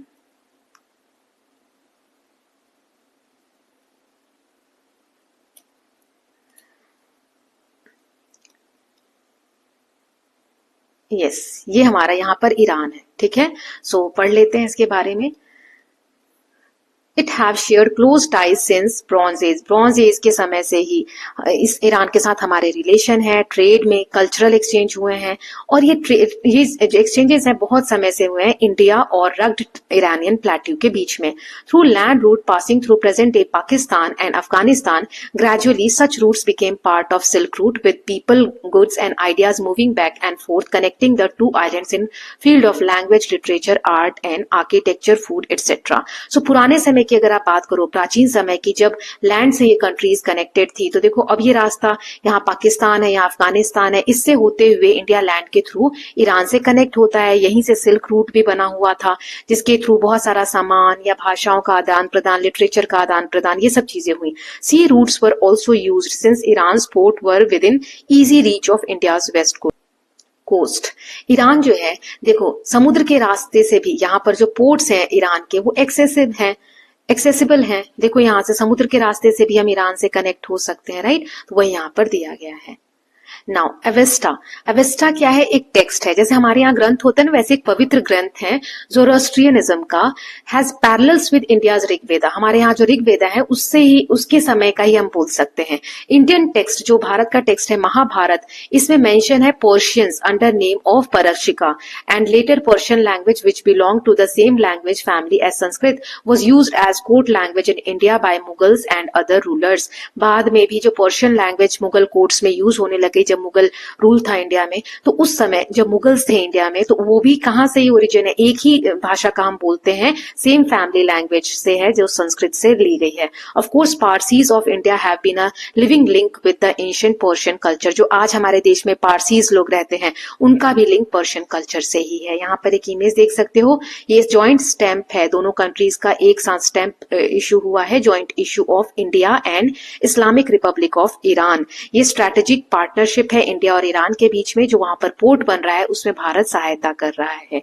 Now next is in modern times, अगर आज के समय की बात करें, India and Iran have cooperated in many areas such as trade, energy and transport. India is helping to develop Iran Chabahar port. India जो है Iran के चाहबार पोर्ट के डेवलपमेंट में हेल्प कर रहा है। अभी मैंने आपको पोस्ट भी दिखाया है ना, which gives India better access to Afghanistan and Central Asia. अब अगर इंडिया यहाँ पर चाबहार पोर्ट डेवलप करेगा, मान लो यहाँ पर, तो ऐसे हमें अफगानिस्तान यहाँ पर जाने में प्रॉब्लम है ना, क्योंकि बीच में पाकिस्तान है। हम इस रास्ते से होते हुए, अगर हम ईरान से हमारे अच्छे रिलेशन है, तो हम यहाँ से पोर्ट डेवलप करके अफगानिस्तान को भी एक्सेस कर सकते हैं, राइट। तो हमारे नेबर्स के साथ कनेक्शन करने में, या सेंट्रल एशिया और आगे तक, अफगानिस्तान से भी आगे जाना चाहे तो हम जा सकते हैं। सो डिस्पाइट इंटरनेशनल चैलेंजेस, तो इंटरनेशनल लेवल पे देखिए तो चैलेंजेस तो हैं, लेकिन फिर भी दोनों कंट्रीज जो है एंगेज करती हैं एक दूसरे के साथ as a important neighbors in Asia. Okay, अब हम देखते हैं द लैंड ऑफ कॉपर। किसके बारे में पढ़ने वाले हैं? ओमान के बारे में, जिसका कैपिटल क्या है? मस्कट, ये वाला, ये ठीक है, ओमान के बारे में। यहां से देखो समुद्र के थ्रू भी अरेबियन सी से कनेक्ट कर सकते हैं, है ना। सो मस्कट इसका कैपिटल है, इसको लैंड ऑफ कॉपर कहा जा रहा है। सो ये साउथ ईस्टर्न कोस्ट है अरेबियन पेनिनसुला का, at the intersection of Persian Gulf and Arabian सी। ये सब क्या लिखा हुआ है, कंफ्यूज मत होना, मैं बताती हूँ। अरेबियन पेनिनसुला सबसे पहले, तो इसमें छोटा ही इमेज दिया हुआ है, यहाँ पर ये अरेबियन पेनिनसुला है पूरा। अगर आगे भी आप देखोगे ना, तो इस तरीके से अरेबियन पेनिनसुला है। इसका इधर ईस्ट है और इधर साउथ है, तो ये वाला कौन सा कॉर्नर हुआ? साउथ ईस्ट वाला कॉर्नर। वही कहा जा रहा है वहां पर कि साउथ ईस्टर्न पार्ट में है, किसके? अरेबियन पेनिनसुला के। ये देखो ये वाली लाइन साउथ ईस्टर्न कोस्ट पे है अरेबियन पेनिनसुला के, और ये इंटरसेक्शन, एक पॉइंट है जहां पे इंटरसेक्ट हो रही दो चीजें, पर्शियन गल्फ और अरेबियन सी। देखो यहाँ पर मैं दिखा देती हूँ, कंफ्यूज होने की जरूरत नहीं है। ये देखो, ये अरेबियन सी और ये पर्शियन गल्फ है, तो ये दोनों यहाँ पर मिल रहे हैं ना, यहाँ पे इंटरसेक्ट हो रहे हैं, तो यहाँ पर ये लाई करता है। अब आगे रीड कर लेते हैं। और ये मैरीटाइम बाउंड्रीज इंडिया के साथ शेयर करते हैं और स्ट्रेटेजिक इंपॉर्टेंस है इस जगह का। As a key partner in India's engagement with Gulf region, Oman plays an important role in regional forums. So जो रीजनल फोरम्स हैं, ग्रुप्स हैं उस रीजन से रिलेटेड, वहां पर ओमान के साथ हमारे रिलेशन अच्छे हैं, इसलिए एक दूसरे के लिए इंपॉर्टेंट रोल प्ले करते हैं। Relationship between India and Oman is rooted in shared geography, history and cultural ties. देखो फिर से वही चीजें आई, हिस्ट्री, कल्चर, ज्योग्राफी, इससे हमारे रिलेशन ओमान के साथ और इंडिया के रिलेशन बहुत अच्छे हैं। With people to people contact, लोग तो ट्रैवल करते ही हैं, ये 5000 सालों से करते चले आ रहे हैं। During the time of Indus और हड़प्पन और इंडस सरस्वती सिविलाइजेशन, उस समय से ही हमारे रिलेशन है ओमान के साथ। ओमान जो है उसमें कॉपर बहुत ज्यादा मात्रा में होता है, पाया जाता है। It is thought that Harappan traders brought back ingot. Ingot क्या होता है? अ लंप और block of metal put into shape convenient for transport and reworking. Ingot मतलब क्या होता है? लंप। इस तरीके से मेटल वगैरह को एक सर्कल में एक गोल लंप बना के रख लिया जाता है ताकि ट्रांसपोर्ट करने में आसानी हो। तो ये कॉपर का लंप आपको देखने को मिल रहा है, ठीक है। 3rd मिलेनियम बीसी का है, ये अवशेष एक तरीके से मिला है। सो इस समय ऐसा माना जाता है कि जो इंडस सरस्वती सिविलाइजेशन, हड़प्पन सिविलाइजेशन या इंडस वैली सिविलाइजेशन जो हमने पढ़ा, उसमें इस तरीके के कॉपर के इंगट्स लाए जाते थे of metal to coppersmith of Indus Saraswati cities, वहां से लेकर आए जाते थे, ठीक है। अब यहाँ पे एक वर्ड आया है बेटा, मैं कुछ भी छोड़ना नहीं चाहती ताकि आपको आगे ऐसा ना लगे बड़ी क्लास में जाओ कि अरे ये तो हमने पढ़ा ही नहीं था। देखो यहाँ पर लिखा था कहीं गल्फ रीजन, ये as a key partner in India's engagement with Gulf reason.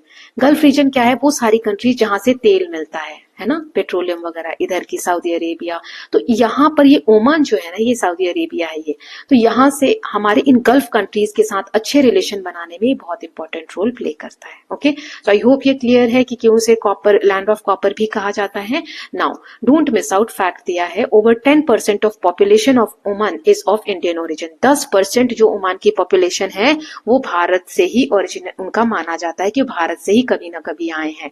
Merchant communities from north western part of India settle there over the past few centuries. जो व्यापारी वगैरह है, मर्चेंट मतलब व्यापारी, जो नॉर्थ वेस्ट पार्ट है India का, वहां से जाकर ओमान में सेटल हुए हैं। Then there is an indigenous population of Indians living in Oman. तो बहुत सारे जो इंडियन ओरिजिन के लोग हैं ओमान में रहते हैं। Hindu community was allowed to build a Shiva temple in early 20th century. आप समझ सकते हो कितने वहां इंडियन और कितनी ज्यादा अच्छे रिलेशन है कि मोतीश्वर मंदिर इस शिव भगवान का एक मंदिर जो है मस्कट ओमान में बनाया गया है 20th सेंचुरी के शुरुआत में। ओके, एक और इमेज यहाँ दी गई है बेटा। More over Oman is an India's closest defence partner in gulf, being the first in the region where India holds joint military exercise with all three armed forces. देखो ये इंडिया ओमान की joint military exercise 2024 में conduct हुई है, जिसमें India की जो forces हैं वो ओमान के साथ मिलकर, ओमान की फोर्सेस के साथ मिलकर मिलिट्री ड्रिल्स वगैरह, एक्सरसाइजेस वगैरह करते हैं। ये गल्फ के एक इंपॉर्टेंट डिफेंस पार्टनर है। Two countries work together on Indian ocean maritime security. Indian ocean जो है उसकी सिक्योरिटी के लिए दोनों कंट्रीज मिलकर साथ में काम करते हैं। So with this students we are done with this chapter. अब हम चैप्टर में आगे बढ़ने से पहले इसकी समरी देख लेते हैं जो बुक में दी गई है। So India and her neighbour share centuries of cultural, spiritual, religious and commercial exchanges. जो इंडिया और उसके नेबर्स हैं वो कल्चर, स्पिरिचुअल, रिलीजियस और कमर्शियल एक्सचेंजेस एक दूसरे के साथ करते हैं। India school of thoughts and believes, art, literature and architecture left a visible cultural imprint across countries of South east Asia. Ancient जो ट्रेड रूट्स हैं like Uttar Path, Dakshin Path, silk root, spice route connect India with central Asia and south east Asia and Arabian peninsula. अभी मैंने ये सारी चीजें आपको समझा दी है ना। इसकी वजह से ट्रेड और कल्चरल एक्सचेंज दोनों कंट्रीज के बीच में इन रीजन में हुआ है। इंडिया ने स्प्रेड किया है हर tradition peacefully through trade, pilgrimage and culture. Today, आज के समय में जो रीजनल कनेक्टिविटी है, ये project aims to revive these historical rings. आज जो हम रीजनल कनेक्टिविटी कर रहे हैं वो इसीलिए कि इन जो हिस्टोरिकल लिंक्स है उनको रिवाइव किया जा सके, फिर से दोबारा से एस्टैब्लिश किया जा सके। इसके अलावा अगर आप बात करें, इंडियन जो फिल्म्स हैं, म्यूजिक है, टेलीविजन है, ये भी कंट्रीब्यूट करते हैं इन बॉन्ड्स को स्ट्रॉन्ग बनाने में, है ना। और स्ट्रेटेजिक ट्रेड इंटरेस्ट तो हम शेयर करते ही हैं। So with this we are done with the summary. Now we are moving ahead with the question and exercise of this chapter.